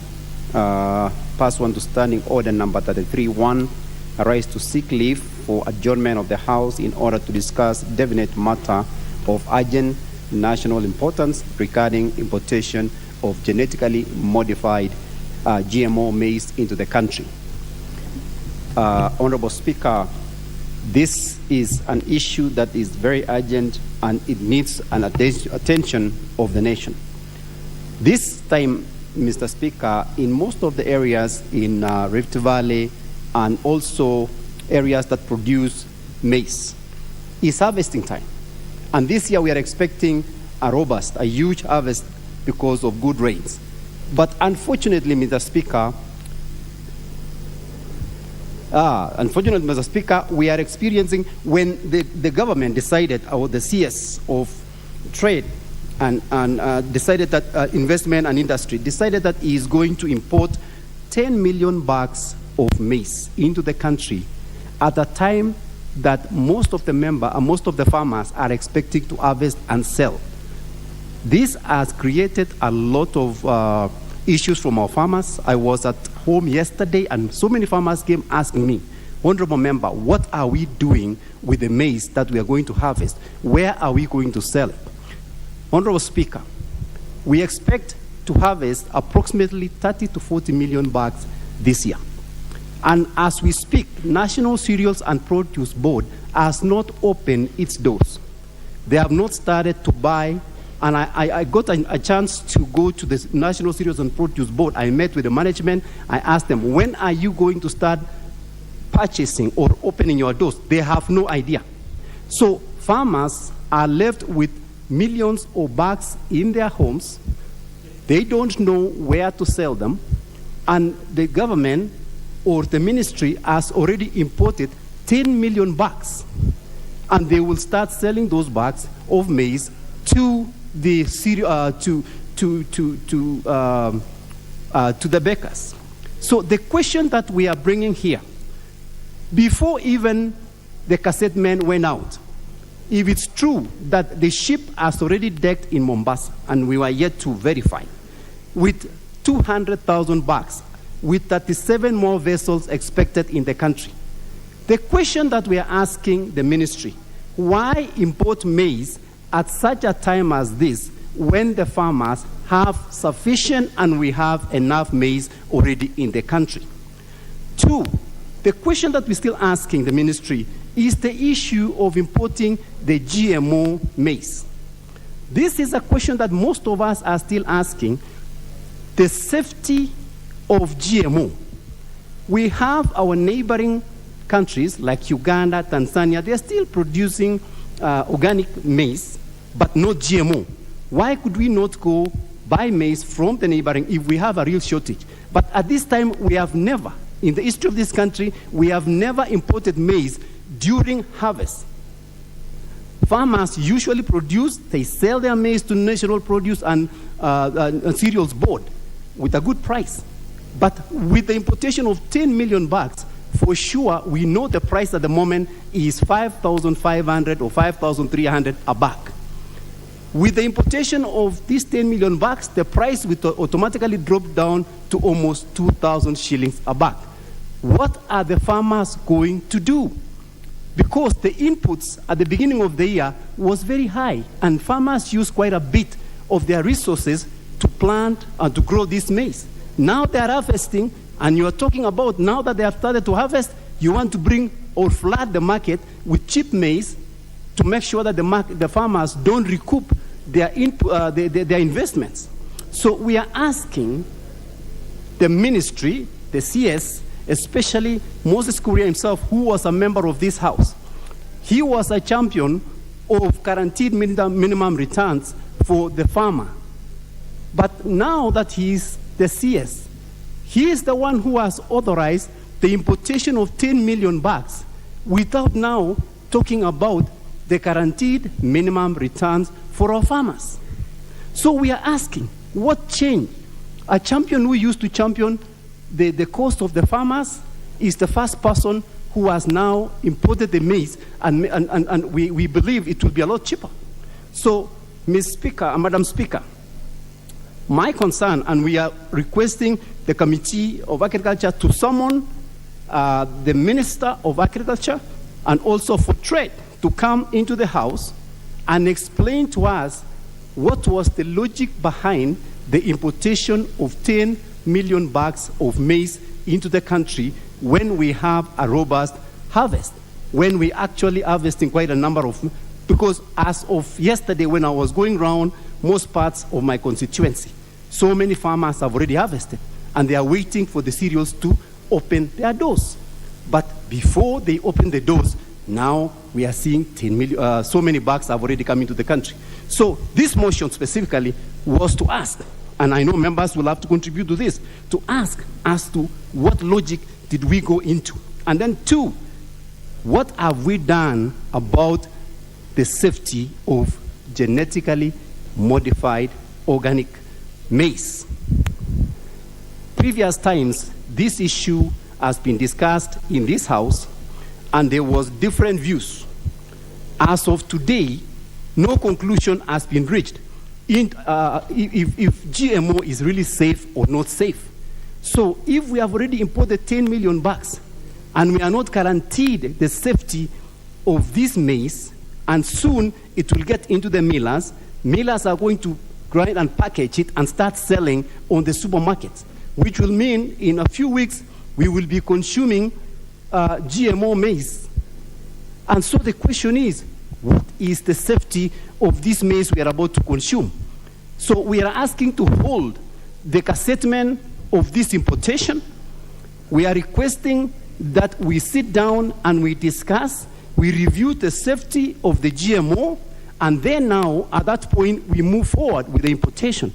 But we are talking of the maize, and we are yet to confirm, because we don't know, but we are yet to confirm if the maize has actually arrived. How did the maize arrive before the cassettlement is done? Two, what have we done about the safety of this maize, the GMO maize? Is the House in agreement of importing this maize, the GMO maize? But the main question is, let's not import the maize at a time when most of our farmers who actually depend on maize for food They depend on this maize to pay the school fees of their children and livelihood and everything else. And if the price go down, farmers will end up not even growing maize the coming season, because if the prices are so low and they lose so much money, we can end up into a situation where maize in the country will not be an option. The breadbasket of Kenya, the Rift Valley area, and most of those areas, people are going to sort into other crops, and we might end up not having enough maize again in the coming years. So, Madam Speaker, allow me to end here as I support this motion, that we actually look into this issue. We stop this importation for now until these matters are addressed and we have a conclusive way forward. Thank you again, Mr. Speaker. Madam Speaker.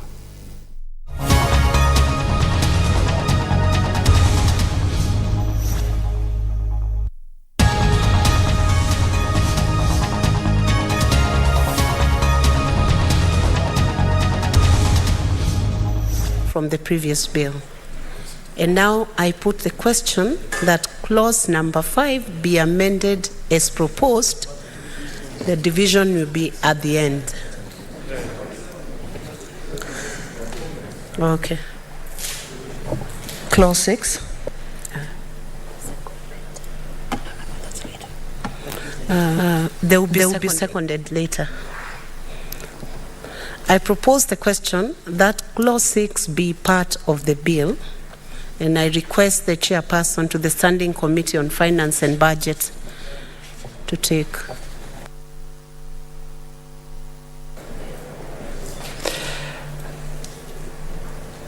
Honorable Chairperson, I beg to move that clause 6 be deleted, and this is following the consultation with the stakeholders. As a committee, it was unanimous that the allocation from Equalization Fund require to be actualized through Equalization Fund Appropriation Act. Thus, the provision should be deleted.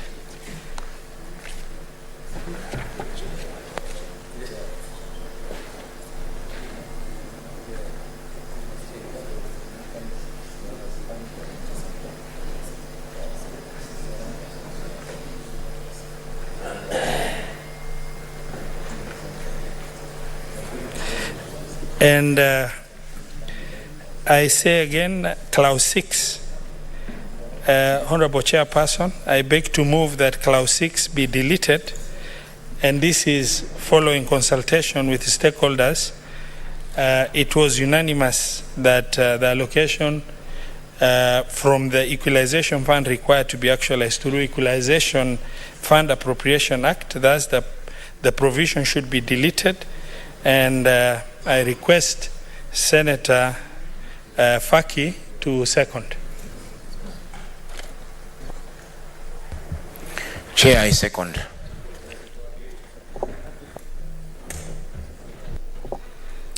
I propose the question that clause 6 be deleted.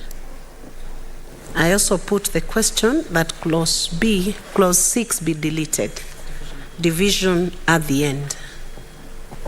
Clauses 7 to 9.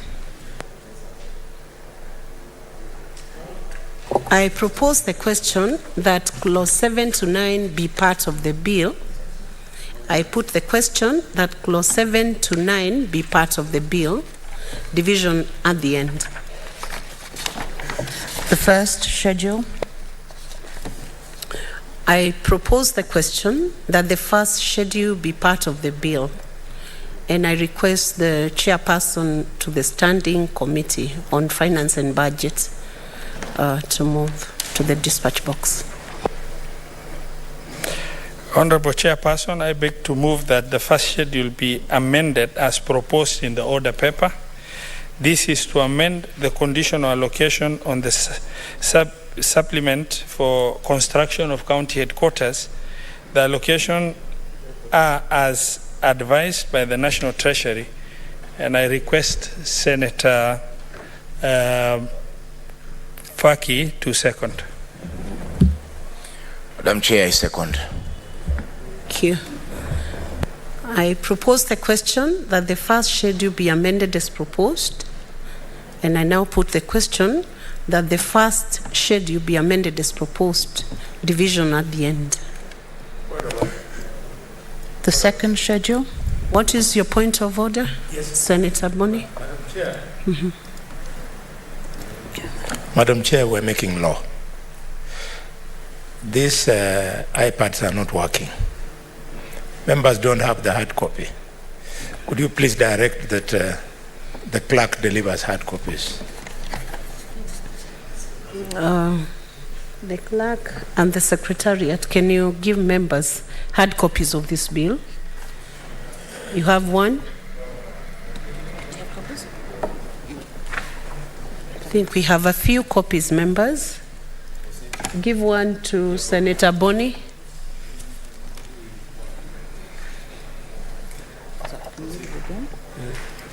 The second schedule.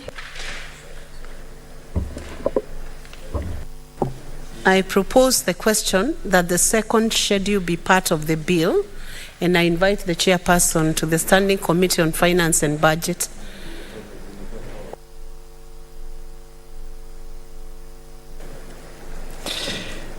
Honorable Chairperson, I beg to move that the second schedule be amended as proposed in the order paper, and having amended clause 5, subsection 2 to include the conditional allocation which had been omitted before during publication. Consequently, the second schedule must be amended to reflect the new allocation. Further, the National Treasury has advised on some conditional allocation which need to be adjusted to fall within the rationalized budget for financial year 2022-2023. And I request Senator Faki to second.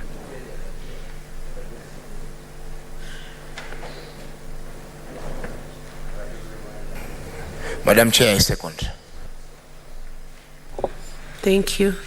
I propose the question that the second schedule be amended as proposed, and I now put the question that the second schedule be amended as proposed, division at the end. The third schedule. I propose the question that the third schedule be part of the bill, and I invite the chairperson to the Standing Committee on Finance and Budget to take the dispatch box. Thank you, Honorable Chair. I beg to move the third schedule be deleted. Having deleted clause 6, which provided for allocation from equalization fund, it therefore follows third schedule must be deleted to reflect the change. And I request Senator Faki to second. Madam Chair, I second. I propose the question that the third schedule be deleted. I put the question that the third schedule be deleted, division at the end. Clause 2 and the title. What's your point of order, Senator? The documents we have here, does it correspond with what Senator Aroba is saying? I don't know if we have a completely different document here with what he's telling us. What document do you have? The documents I have are completely different from what he's saying. Can you approach the clerk? Yes, please.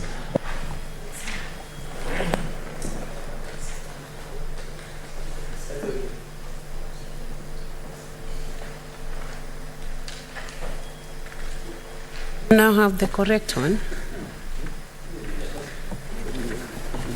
So this is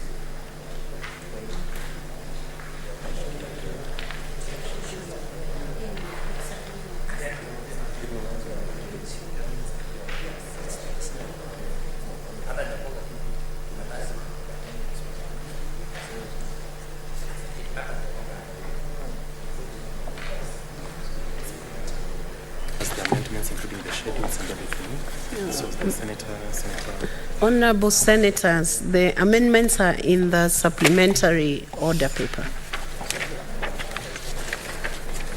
So don't look for them in the bill. Look for them in the supplementary order paper.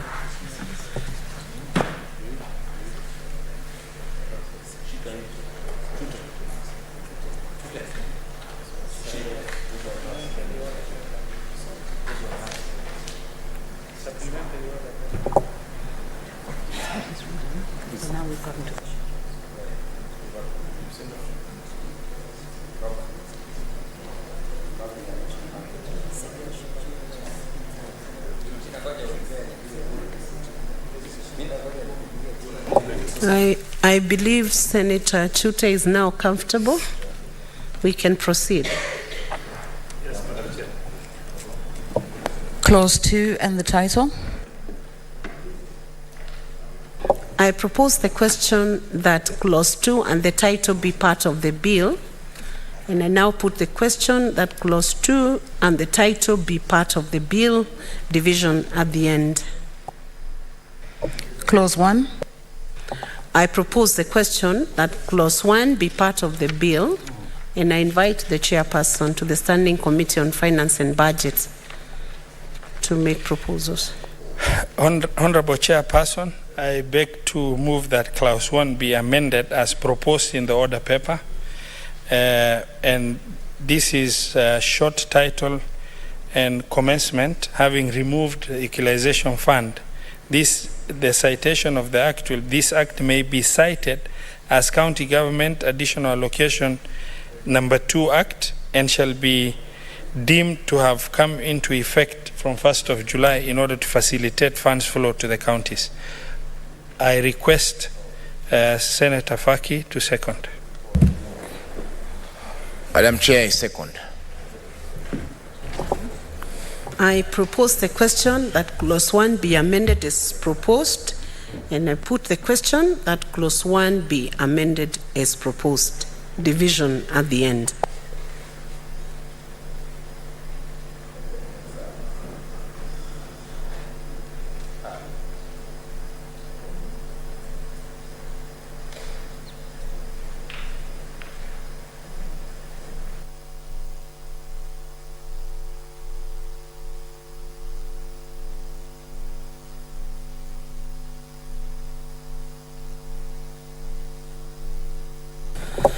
We are now proceeding to divisions. Sergeant at arms, please ring the bell for 2 minutes.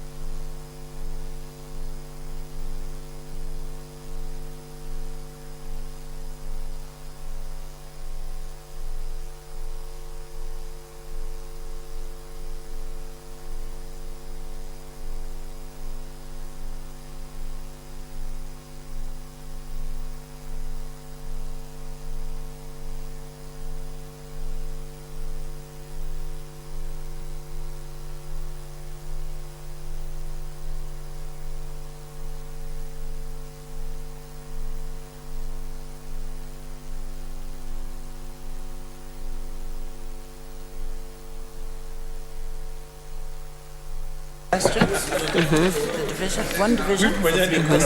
I'm looking for the questions.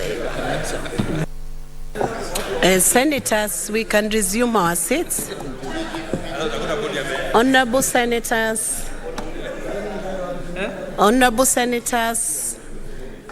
we are beginning this session. We are now doing the division, and we are commencing. There will be one division for the 3 questions. Proceed. Clauses. Honorable senators, can you resume your seats, please?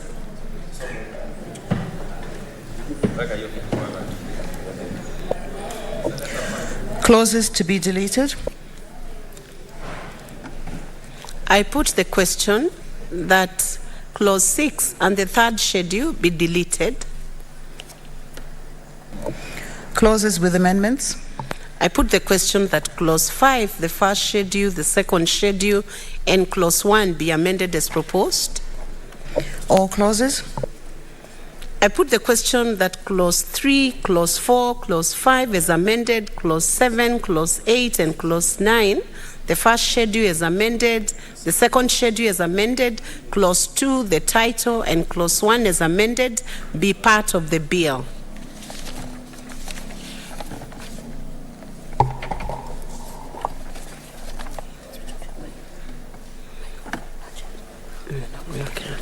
Okay. We are now going into division.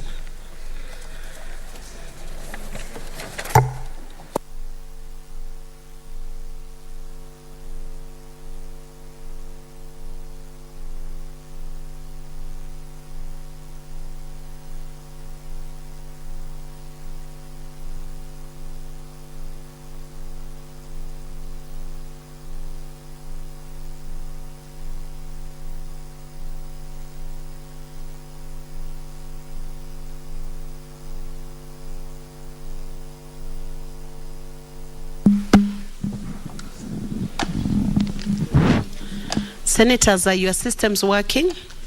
Are you logged in? Okay, we can proceed to division.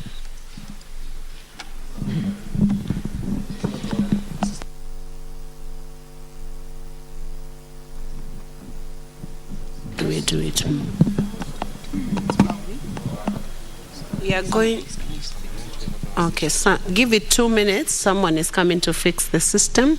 If it fails, we will ring the bell for 2 minutes.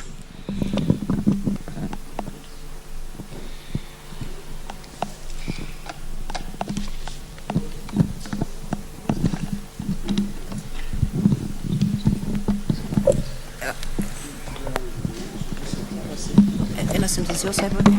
Mine is not working. Yes, Oh, it's working.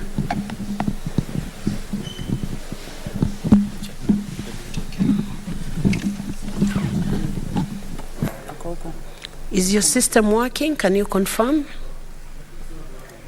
Okay.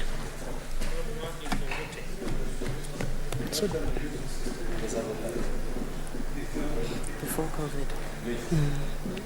So could we Just see. We'll have to ring the bell so we can get more.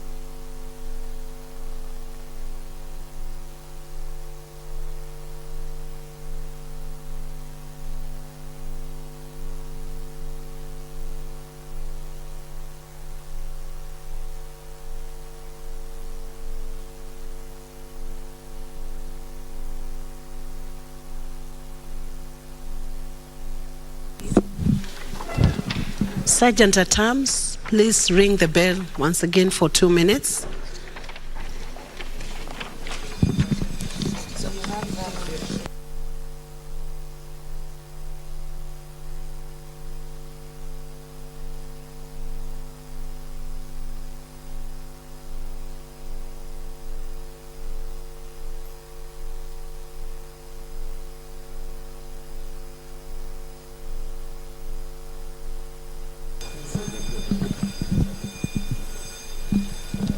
Could we have two tellers for nays and ayes?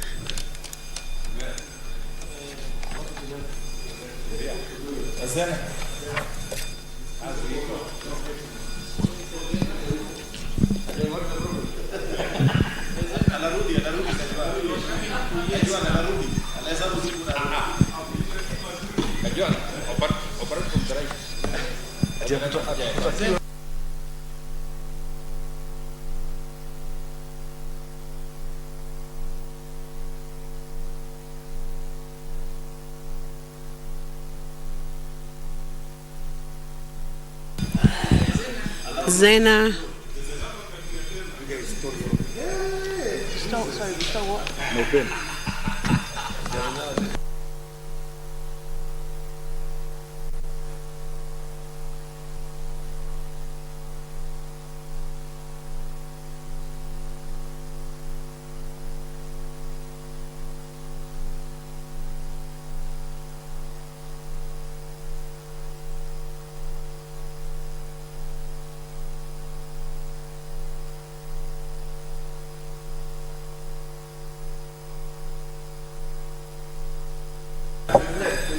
So the system is now working. I think we could proceed on and try and use technology. It's on vote now. It's on vote now. Wait, hold on a second. Hold on for a second, but it's on vote now. We'll try to make use of the technology. Hold on yet. This needs to display. Let it display. It's going on.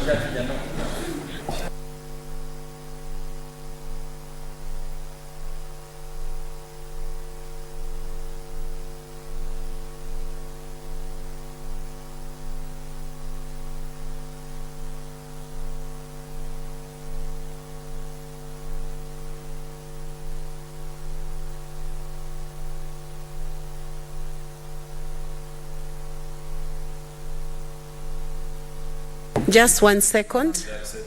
It's being reset. Should take half a minute.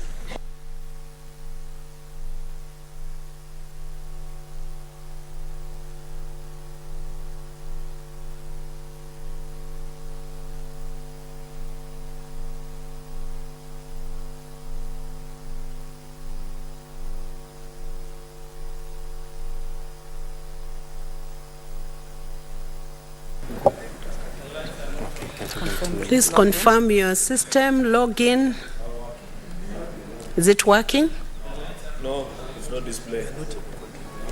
We are not yet voting. We are not voting yet, just log in. Log in. Are you logged in?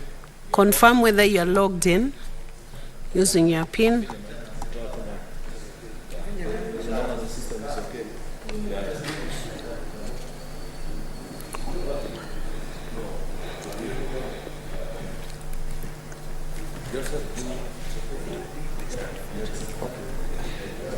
Are you ready? Yes. Are you ready? Okay.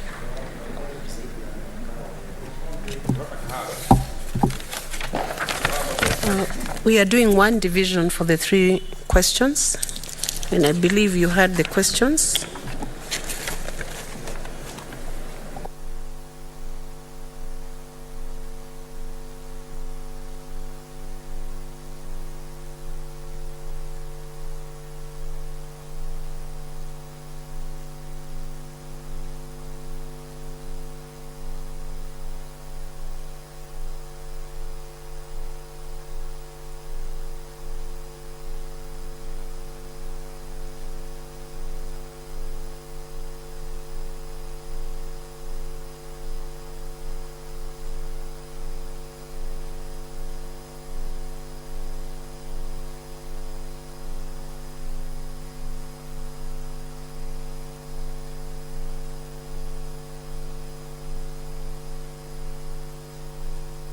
You can proceed to vote. 14, 15. You can see the countdown. 16, 17, 18.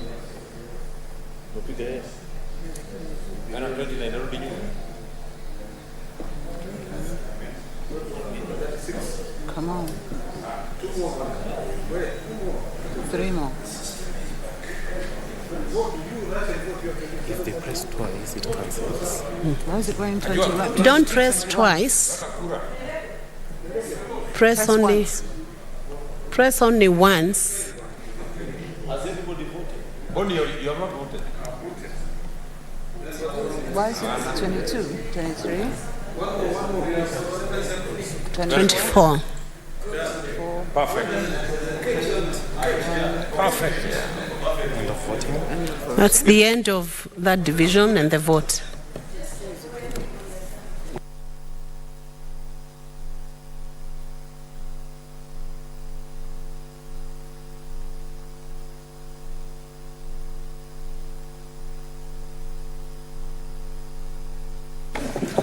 We want to recheck whether there's anyone who has failed to vote in the House in just 1 second, few seconds.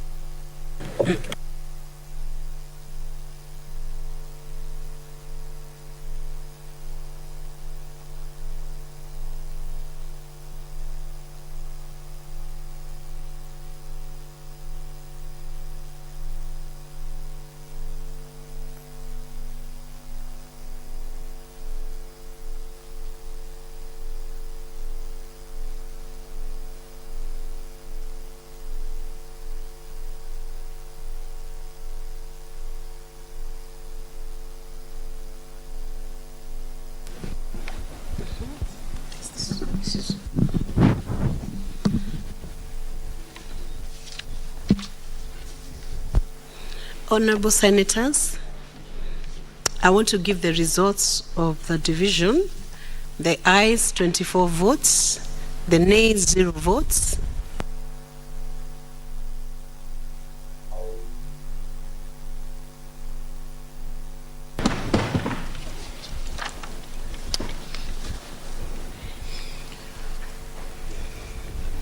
I now invite the mover to come and report.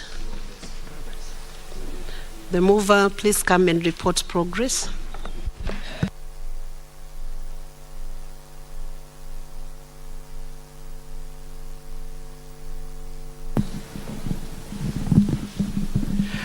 Honorable Chairperson, I beg to move that the committee do the report to the Senate, its consideration of County Government Additional Allocation Bill number 2, which is Senate Bill number 4 of 2022, and its approval thereof with amendments.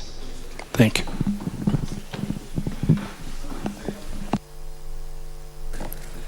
I request Honorable Senator Faki to second.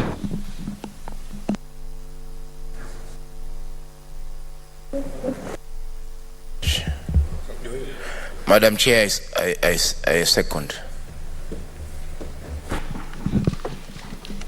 I put the question that the committee do report to the House its consideration of the county government's additional allocations number 2 bill, Senate Bills number 4 of 2022, and its approval thereof with amendments.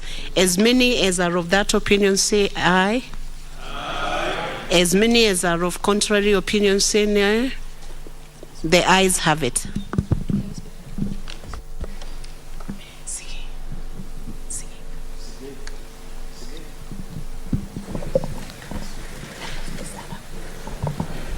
Honorable members, Mr. Speaker,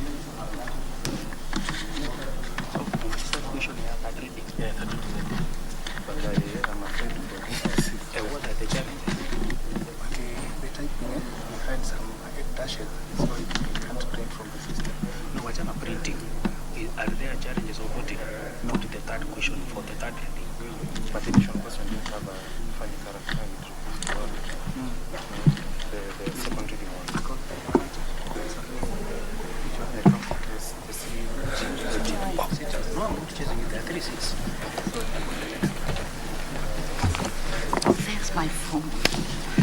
I've been looking for it for ages.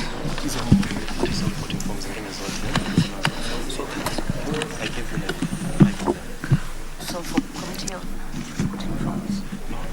Is it this one? Yeah. He has one, yes. I left him with one. This. But where's the one for? Oh, thank God they didn't meet tomorrow. It was this one. Honorable members, order. I now want to call upon the chairperson to report to the House. Senator Veronica Maina. Mike.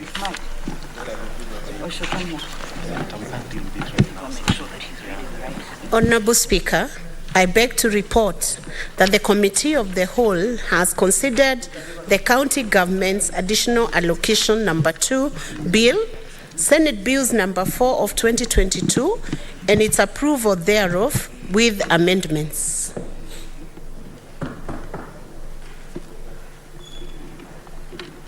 I now call upon the mover as well to report to the House.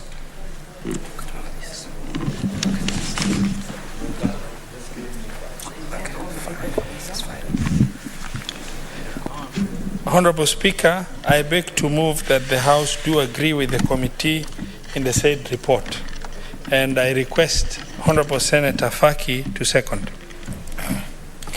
Thank you, Mr. Speaker. I second.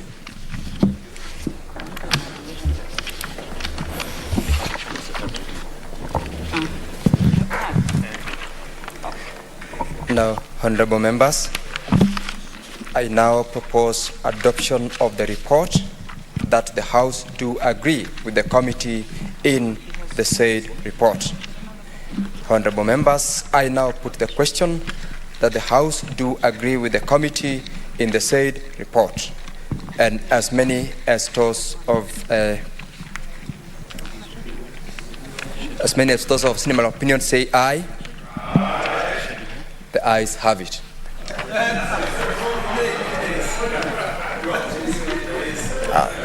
And as many as those of a contrary opinion say nay, the ayes have it.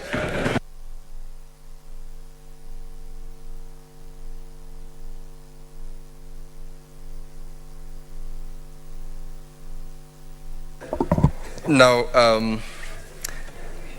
I call upon the mover of the motion.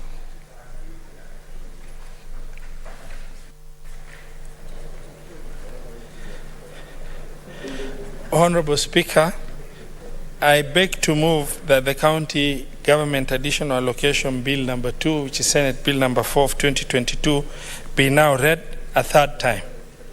And I like to request Honorable Senator Faki to second.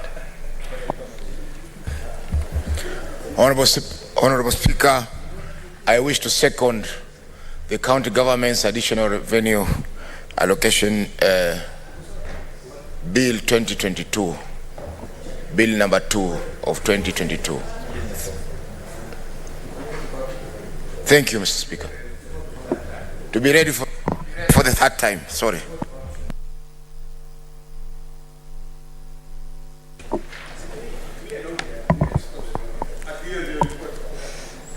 Honorable members, I now propose the question for the third reading. I propose the question that the County Government Additional Allocations Bill Number 4, Senate Bill Number 4, be now read a third time.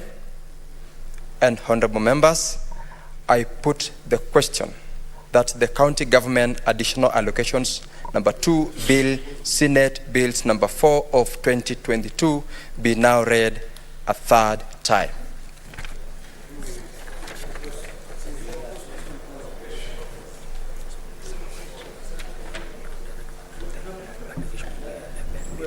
Exactly.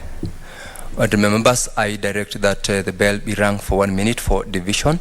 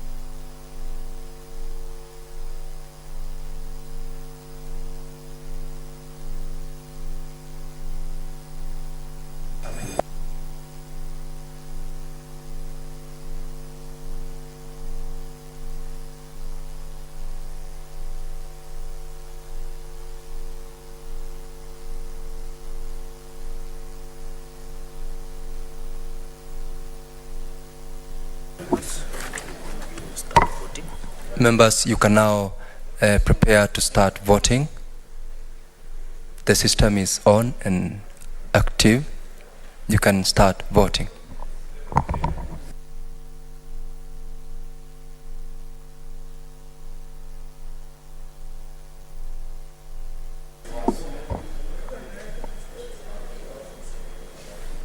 The system is counting. You can go ahead and do the voting.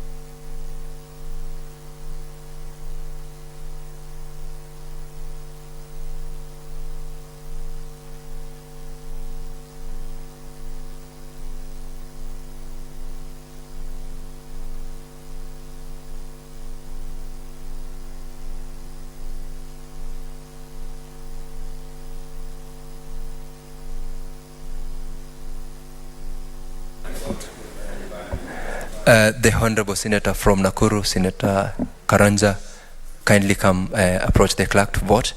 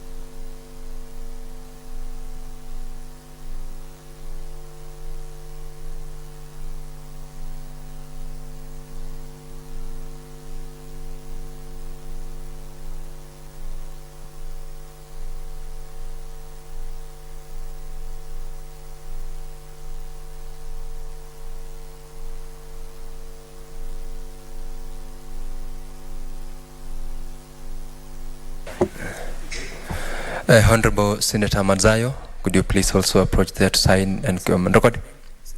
Senator Lomenen as well, his own record. Could you please approach the clerk's desk?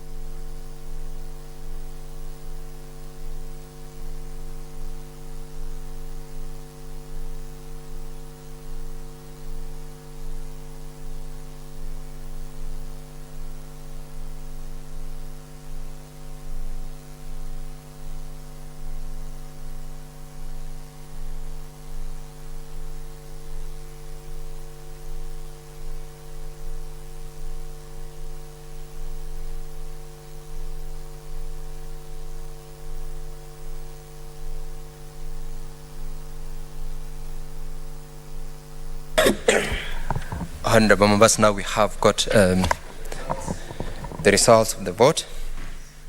The ayes 27, those who voted electronically 24, those who were in the system manually 3, making 27. The nays 0, abstain 0. The ayes have it at 27. A bill for an act of parliament to provide for the additional allocations to county governments for 2022-2023 financial year, the responsibilities of national government and county governments pursuant to such allocation and for connected purposes.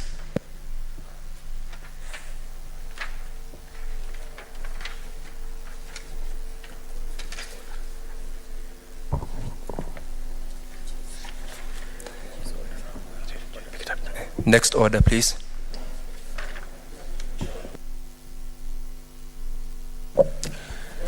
Order number 10, motion, integrating climate education into national education curriculum.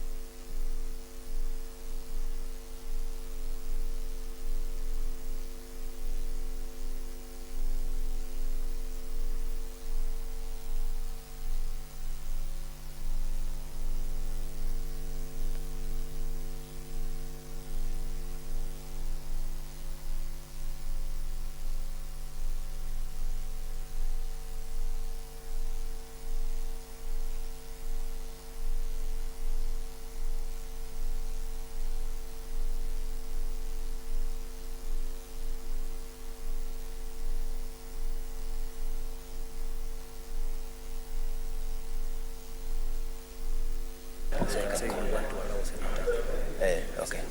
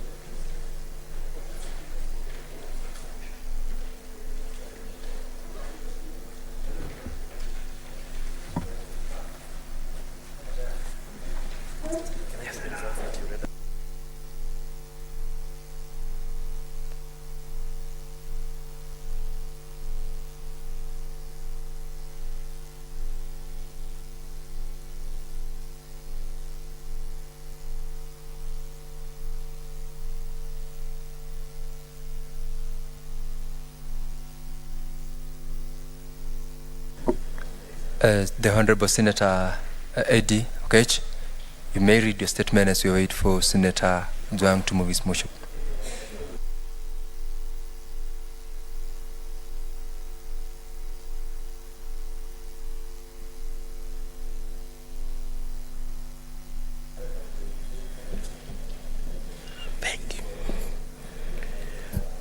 Thank you, Mr. Speaker, for the humble considerations. I think it has been a very long day today with a number of committee meetings, and I'm glad that we were able to achieve passing of the motion that I just ended on the county revenue allocation, additional allocation bill. So, Mr. Speaker, sir, I rise pursuant to Standing Order number 53-1 to seek a statement from the Standing Committee on National Security, Defense and Foreign Relations on the state of insecurity and wanton killings in Migori County, particularly in Awendo constituency and Migori town.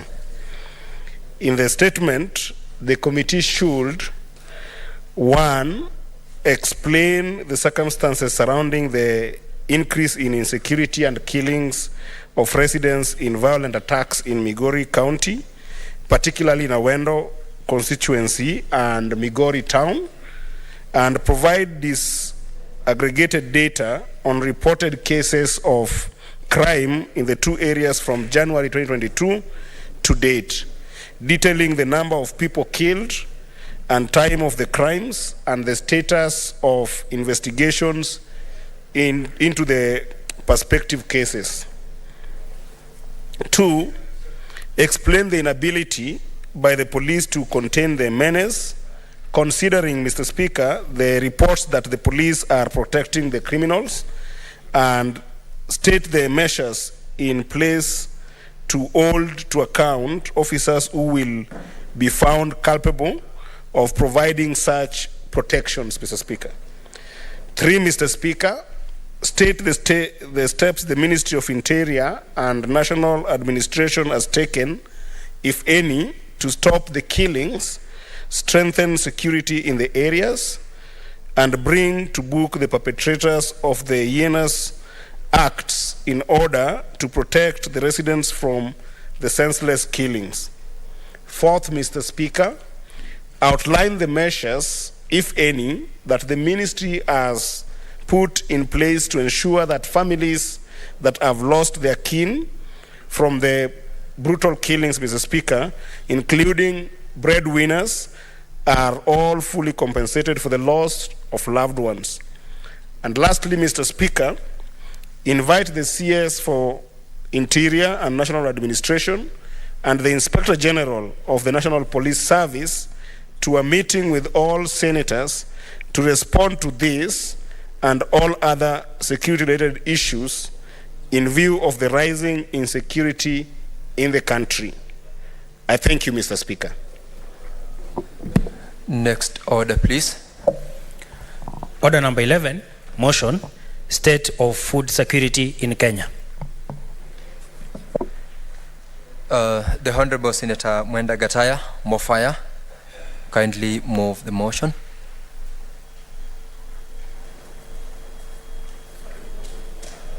Yeah. Thank you, Honorable Speaker. I beg to move that aware that Article 43 of the Constitution of Kenya 2010 stipulates the rights of every person to be free from hunger, to have adequate food for acceptable quality, and to clean and safe water in adequate quantities. Further, aware that there is a prevailing food shortage in Kenya, which is as a result of, among other factors, lack of and inadequate rainfall over the last 2 years, the consistent decline in the number of farmers and lands committed to farming, and the Russia-Ukraine war that has led to an increased cost of fertilizer and fuel products, which are at critical farm inputs, subjecting 4.1 million Kenyans in the arid and semi-arid lands also to an acute food insecure situation, and about 943,500 children under 5 years and 134,270 pregnant and lactating mothers to acute malnutrition, according to the Kenya Food Security Steering Group report. Noting that about 1.5 deaths of livestock have so far been reported in the arid and semi-arid lands, ASOS, and that the situation is expected to be dire in light of experts' projection that we may miss the normal cycle of rain expected in October, November and December 2022, and that could be the worst drought ever we have experienced in quite a number of years, 40 years. Noting that 1.5 million deaths of livestock have so far been reported in the arid and semi-arid areas, and that the situation could dire, I think, Honorable Speaker, I beg to, I think I've repeated, concerned that the country is recording instances of conflicts between crop farmers and pastoralists over the scarce source of water, and the factor which is resulting in the destruction of crops and deaths of livestock, further exacerbating the food crisis, and that the challenge of food shortage is now spreading to areas previously presumed to be rain-rich, such as Mount Kenya, whose residents are now relying on government emergency food supplies. Now, therefore, the Senate urges the Minister of Agriculture and Livestock Development to develop targeted policy programs aimed at addressing the food insecurity in the country, including the following. Coordinate with the county government to establish strategic grain reserves across the country within drought-stricken areas receiving priority. 2, develop livestock feeding programs in ASO regions, providing water and feeds to the livestock farmers. 3, coordinate with the National Drought Management Authority to do quarterly reports to the Senate on the drought situation in the country. 4, subsidize agricultural production. 5, establish apertures in ASO counties, and further recommends that the National Treasury and Economic Planning increases funding to the National Drought Disaster Fund. The Senate resolved on as follows. The Senate resolved the debate on the motion of respondent majority. I think that this is the wrong one. This is Honorable Speaker. I think I'm done with that one. So, Honorable Speaker, considering that we have gone through a very severe drought for the last few months, I think it's a tradition in Kenya, Honorable Speaker, that whenever we lack rains for the few months or for a few years, we really have a lot of problems as a country. So it is important, Honorable Speaker, for this House to do some serious mitigation to make sure that we have some permanent solutions to some of these problems that we are really suffering from year to year. Honorable Speaker, if you look at the kind of problems that we are facing, especially the drought, the semi-arid areas, people have lost livestock, people have died, children are suffering, even lactating mothers are dying. So, Honorable Speaker, it is important for us as a House to put strong measures on board so that we don't have to have these things in the future. So I request Honorable Seki to support the motion.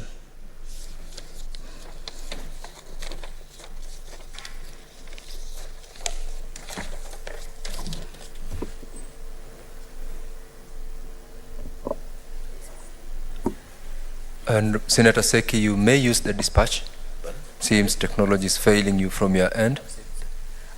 I'm requesting Honorable Seki to second the motion.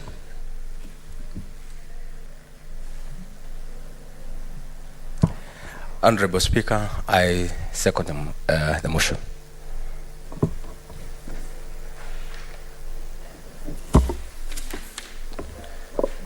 Honorable Senators, I propose the question that aware Article 43 of the Constitution of Kenya 2010 stipulates the rights of every person to be free from hunger, to have adequate food of acceptable quality, and to clean and save water in adequate quantities.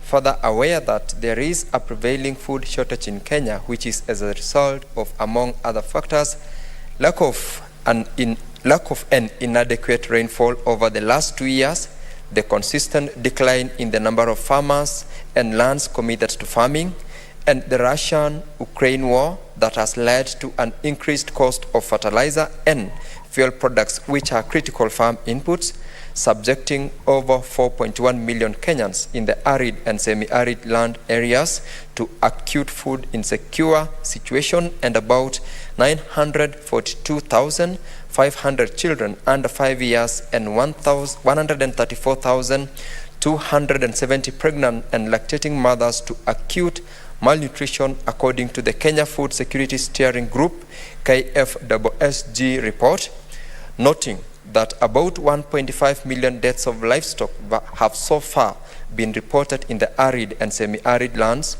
and that the situation is expected to be dire in light of expert projections that we may miss the normal cycle of rain expected in October, November, and December 2022, and that this could be the worst drought we have experienced in 40 years. Concern that the country is recording incidences of conflict between crop farmers and pastoralists over the scarce resource of water and pasture, which results in the destruction of crops and deaths of livestock, further exacerbating the food crisis, and that the challenge of food shortage is now spreading to areas previously presumed to be rain-rich, such as Mount Kenya, whose residents are now relying on government emergency food supplies. Now, therefore, the Senate urges the Ministry of Agriculture and Livestock Development to develop targeted policy programs aimed at addressing the food insecurity in the country, including the following. 1, coordinate with county governments to establish strategic grain reserves across the country, with drought-stricken areas receiving priority. 2, develop livestock feeding programs in ASAL regions, providing water and feeds to the livestock farmers. 3, coordinating with the National Drought Management Authority to do quarterly reports to the Senate on the drought situation in the country. 4, subsidize agricultural production.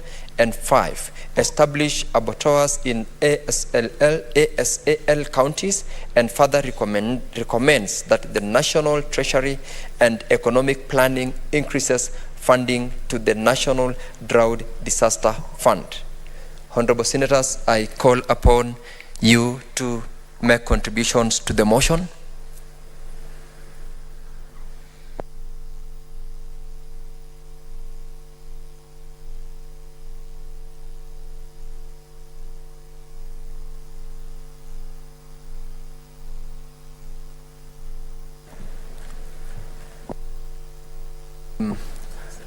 Senator Karungo Thangwa Paul, Kiambu.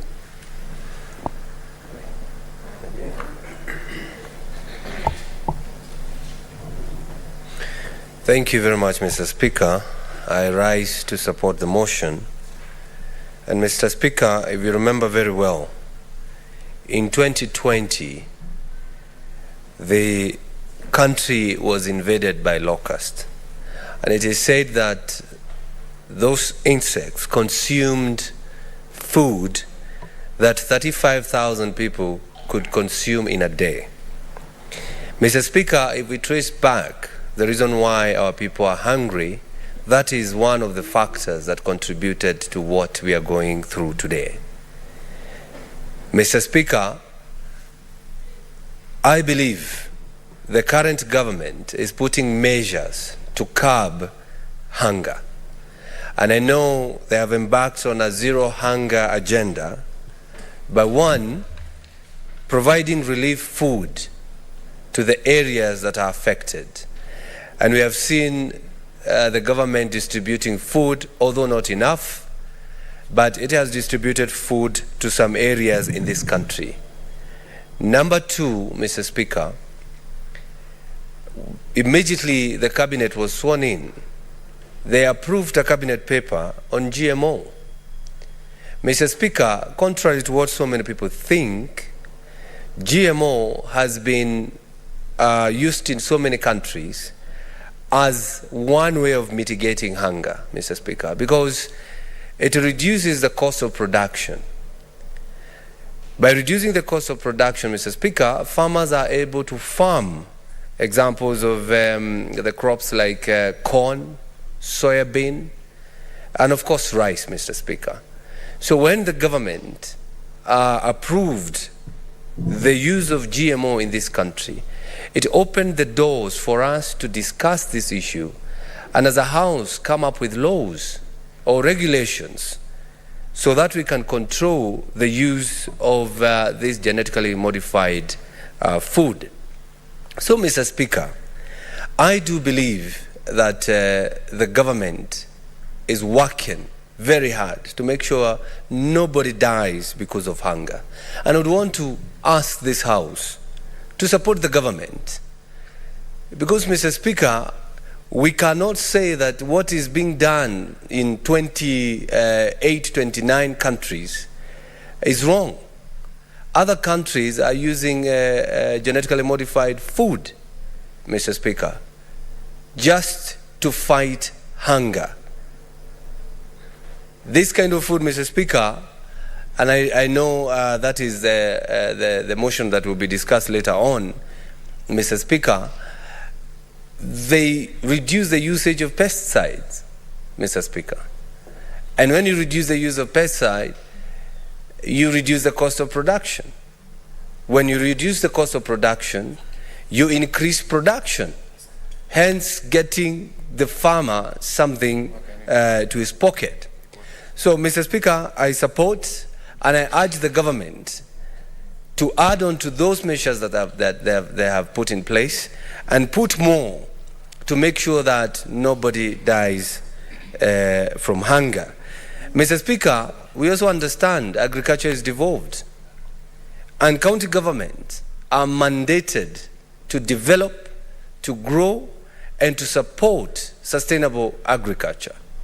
Mr. Speaker, I urge the Committee on Agriculture to invite the county executives for them to come before this House to explain what measures they are putting to make sure the people, or our people, do not die from hunger, Mr. Speaker.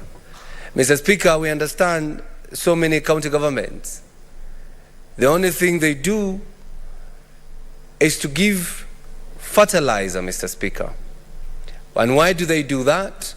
It's because some of them, Mr. Speaker, they have made it a kind of money-making venture, Mr. Speaker.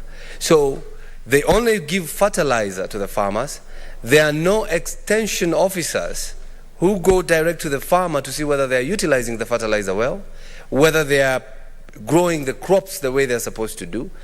And so without those extension officers, Mr. Speaker, we are unable, or the county government is unable to follow up on what the farmer is doing, to know exactly whether the inputs that they have given to the farmers they are put in place or they're used well. So, Mr. Speaker, I urge this must be a collaboration between the national government and the county government, and more so the county government that is mandated that agriculture is devolved in full. So I support, Mr. Speaker, the government to come with policies to curb hunger. Thank you. Thank you very much, Honorable Arungutangwa. The Honorable Wamatinga Wahome, Nyeri. Thank you very much, Mr. Speaker, sir. I also like to support. Mr. Speaker, sir, we know that every country is supposed to have what you call strategic food reserve that's supposed to meet the needs of its population whenever the circumstances like the ones we've been facing the last couple of months comes to fore. However, we know that there was an oversight on the side of the national government. As much as agriculture is a devolved function, the responsibility of maintaining a strategic grain reserve is vested with the national government. This was overlooked, and moving forward, Mr. Speaker, sir, I think this is one of the things that we should ensure. And as much as agriculture is a devolved function, and we say that as a Senate we should take the responsibility of unbundling the functions that have been devolved and making sure that they go to the county government, we must also ensure that county governments also come up with a strategic plan on how they'll be maintaining their strategic reserves. Mr. Speaker, sir, it is an open secret that the problem we face in this country is actually not drought, but mismanagement of the logistics to preserve the post-harvest food that whenever we enjoy a bumper harvest. If you walk into the county of Nyandarua today, and partly in the county of Nyeri, some of it, a big 110 kilogram sack of carrot is being sold at a throwaway price. What we have failed as a government to do is to embrace value addition and to extend the life of post-harvest over the foodstuffs that we do harvest. If we work on the technology that is currently and readily available in the world, we should be able to preserve some of these foods that go to waste after harvest. I want to give the example of countries like Holland, which harvest tomatoes and they're able to preserve them to be used like 3 years later. If we embrace that kind of technology, Mr. Speaker, sir, then we will not have some parts of the country going hungry. Now that the rains have set in, Mr. Speaker, sir, we would expect in the next couple of months, we'll have bumper harvest on milk, and we'll see a lot of it going to waste because the country does not or has not prepared itself to deal with situations where we have a lot and where we have too little. Counties like Uasin Gishu right now, they are harvesting maize, but we are embarking on importation of the same. We will see a situation whereby the farmers in Rift Valley are not able to sell their surplus because the government has already licensed importation of maize and other dry grains. Therefore, Mr. Speaker, sir, I think we have a duty as a House and as a mandate, as a Senate, to get back to the county governments as we do what Senator Karungo has said, telling the CEC's agriculture to explain to us what they are doing. We must also ask ourselves and the national government, what is the policy framework that has been put in place to ensure that we do not lose a lot after we have harvested? If we do that, Mr. Speaker, sir, we will not only start agro-processing, but we will also ensure that Kenyans would not go hungry. On the issue of modifying the kind of seeds that we put on the ground, it is known to everybody, it is in the public domain that the climate has changed a lot. Therefore, Mr. Speaker, sir, we also need to adopt technologies that go with the changing times. The introduction of kind of seeds that will perform better in our climatic conditions, what other people are calling technically, genetically modified, it is a way that we must not beat about the bush. It is where the country is going. It is moving with the technology, and we'll have no option than moving along and introducing those kind of seeds that will be able to withstand the kind of climatical conditions we have around this country, so that we can not only become food self-reliant, but we can also get a way of feeding raw materials into our agro-processing industries that has been a commitment of this government to establish. Therefore, Mr. Speaker, sir, I think with that, I say I support. Thank you very much, Mr. Speaker, sir. The Honorable Senator Olekina Ledama.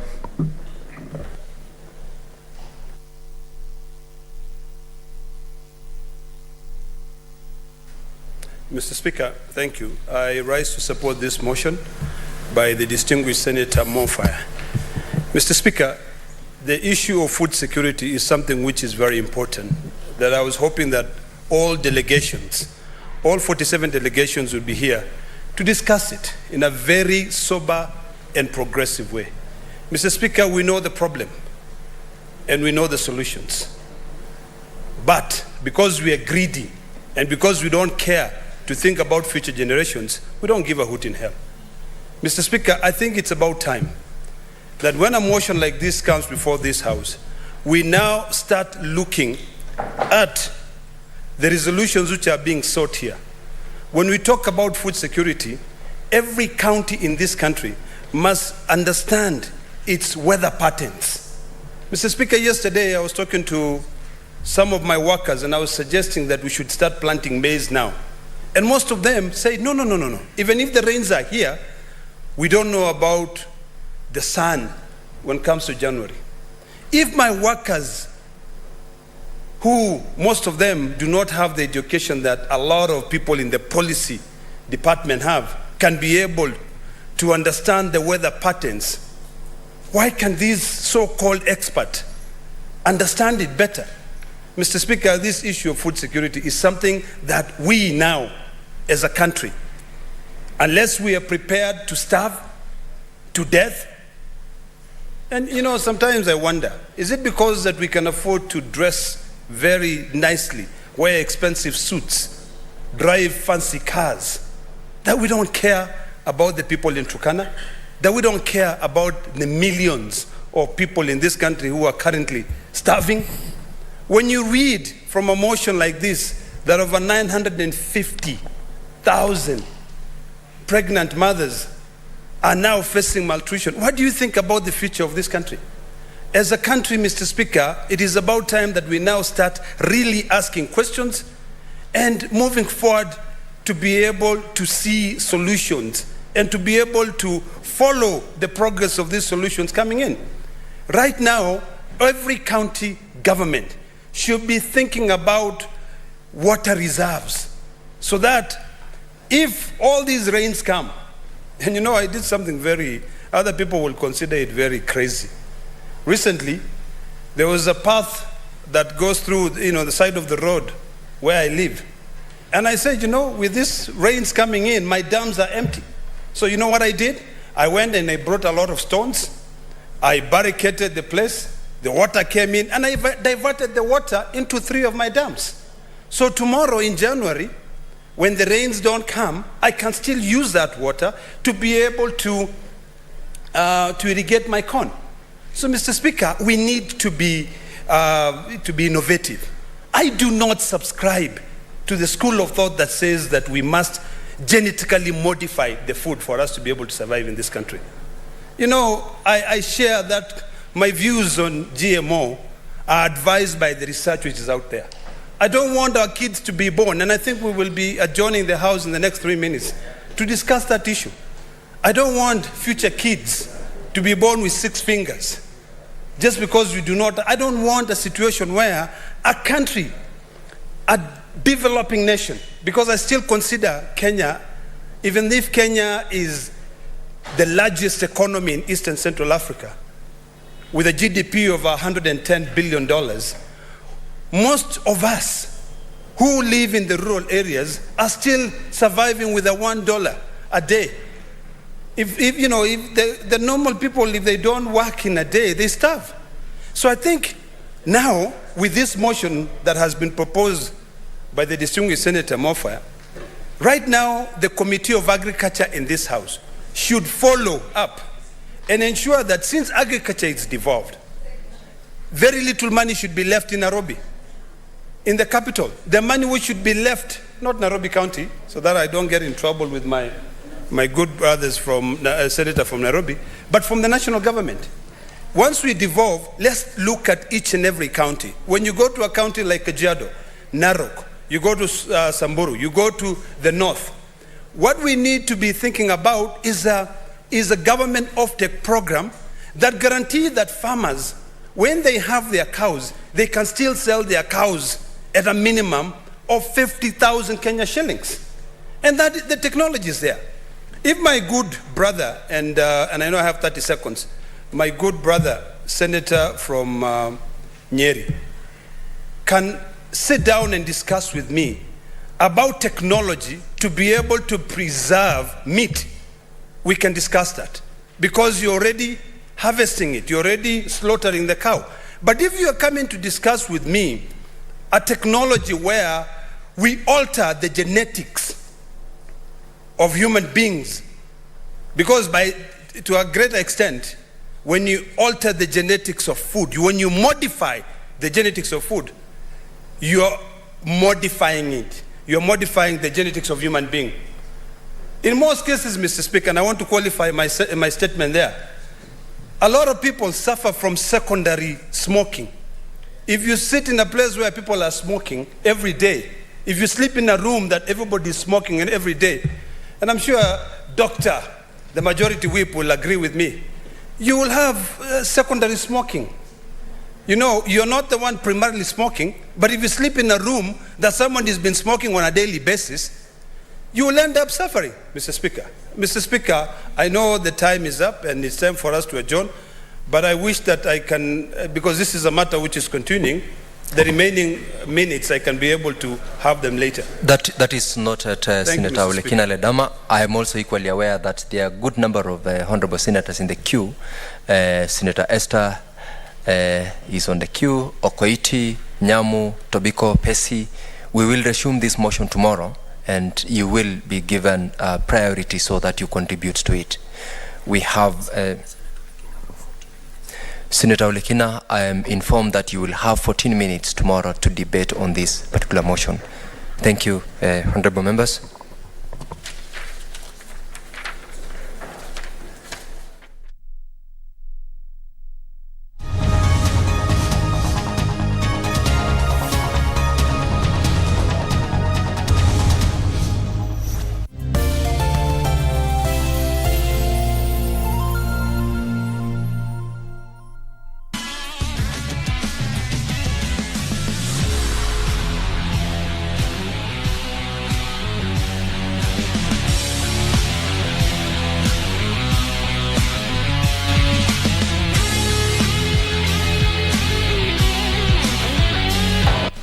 transactions anywhere in the world with the NCBA Visa card and stand a chance to win big. Join the FIFA World Cup 2022 when you win an all-expenses-paid trip for you and your +1 to watch 2 games. Or win exciting weekly prizes that will make your FIFA viewing experience super duper. All it takes is a swipe or a tap to pay 2,000 Kenya shillings or more with your NCBA Visa debit or credit card. The more you swipe or tap to pay, the higher your chances of winning with 1 point for every 2,000 Kenya shillings spent. Don't miss out. NCBA. Go for it. To get Proverbs chapter 3 verse 5 as your skiza tune, dial *811 *967 #. Trust in the Lord with all your heart and lean not in your own understanding. In all your ways, submit to Him, and He will make your path straight. Proverbs chapter 3 verse 5 to 6. To get Proverbs chapter 3 verse 5, dial *811 *967 #. *811 *967 #. I was part of the team ilitumwa to take out Burhan. Nilikaa for 5 years, nika study the man. All I ask is you let me right my wrongs and give me an opportunity to bring Burhan down for good. Na una hakika hiki kikosi chako kitaweza kufanya hivyo? Yes, sir. Hii kikosi yako kuna kina nani? Senior Sergeant Farah, aka Stingray. Corporal Ibrahim, aka Mongoose. Corporal Katana, aka Panther. BC Adhiambo, aka Maliet. BC Kibet, aka University. We do this for honor. Yeah. Our loved ones, our family, and our country. 1, 2, 3.